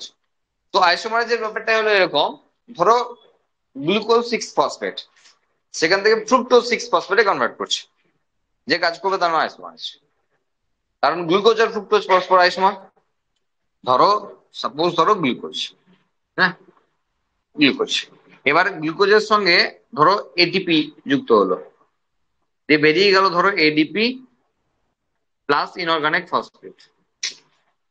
তাহলে এখানে হয়ে গেছে গ্লুকোজ 6 ফসফেট, মানে গ্লুকোজের 6 নম্বর কার্বন একটা ফসফেট আছে, ঠিক আছে। গ্লুকোজের সঙ্গে গ্লুকোজ 6 ফসফেটের এটুকুই পার্থক্য, যেখানে গ্লুকোজ 6 কার্বনেট সুগার যা বলেছি আমরা কার্বোহাইড্রেটে, আর গ্লুকোজ 6 ফসফেট হলো সেই 6 কার্বনেট সুগার যার 6 নম্বর কার্বন একটা ফসফেট আছে। এবার দেখা গেল নেক্সট স্টেপে এসে সে ফ্রুক্টোজ 6 ফসফেটে কনভার্ট করছে, ফ্রুক্টোজ 6 ফসফেটে কনভার্ট করছে। তাহলে এটার সঙ্গে পার্থক্য কি? এ আর এ আইসোমার একই একই একই, এ C6H12O6 গ্লুকোজ, ফ্রুক্টোজ C6H12O6। তাহলে এর 6 নম্বর কার্বনে একটা ফসফেট আছে, এ আর এ আইসোমার, কিন্তু ফরম্যাট আলাদা, গঠনগত ব্যাপারটা আলাদা আছে। তাহলে এই জায়গাতে এই কনভার্সেশনে যে হেল্প করে তারা হবে আইসোমারেজ। যারা কেবলমাত্র আইসোমারের উপর কাজ করে তারা হবে সব আইসোমারেজ। এই হলো 6টা ক্যাটাগরি আমাদের এনজাইমের ক্ষেত্রে। এর ভিতরে যত রকমের এনজাইম আছে এগুলো ক্যাটাগরি বলেছি বারবার, এগুলো ক্যাটাগরি। তাহলে এরা অক্সিডেশন এবং রিডাকশনে হেল্প করবে, এরা কোনো গ্রুপকে ট্রান্সফারে হেল্প করবে, এরা জলের উপস্থিতি বিক্রিয়া করবে, এরা বন্ড ক্রিয়েট করবে অথবা ব্রেক করবে, কিন্তু সেই অনুপ্রেরণা পাবে সেই মলিকিউল থেকে। এরা এটিপি থেকে পাবে, বন্ড ক্রিয়েট করবে, ব্রেক করবে, আর এরা আইসোমারের উপর কাজ করবে। এই হলো টোটাল ক্যাটাগরি, 6টা ক্যাটাগরি যাতে এনজাইমের ক্লাসিফিকেশন করা আছে। বাকি যে অংশগুলো আছে তা পড়তে গেলে প্রথমকার অংশগুলো পড়ে আসতে হবে। প্রথমকার অংশগুলো পড়ে এলে নেক্সট দিনের যে টপিক, একটু শক্ত শক্ত টপিক গুলো নেক্সট দিনের জন্য রাখলাম। মানে এর মধ্যে প্রপার্টি দিয়ে আসবো আবার, দিয়ে দেখো এখানে কিছু প্রপার্টি নিয়ে আমরা আলোচনা করেছিলাম, Q10 পর্যন্ত আলোচনা করেছিলাম, কিন্তু আরো কিছু প্রপার্টি পড়ে আছে, সেই প্রপার্টি গুলো আলোচনা করবো। কিন্তু তাদের ঢুকতে গেলে আমাদের আগে এই যে যা পড়া হলো আজকে সেগুলো পড়ে আসতে হবে, সেই জন্য দুর্ভাগে ভাগ করে দিলাম। ঠিক আছে, এগুলো পড়ে এসো, নেক্সট দিনকে আমরা বাকি অংশগুলো নিয়ে আলোচনা করবো। ঠিক আছে।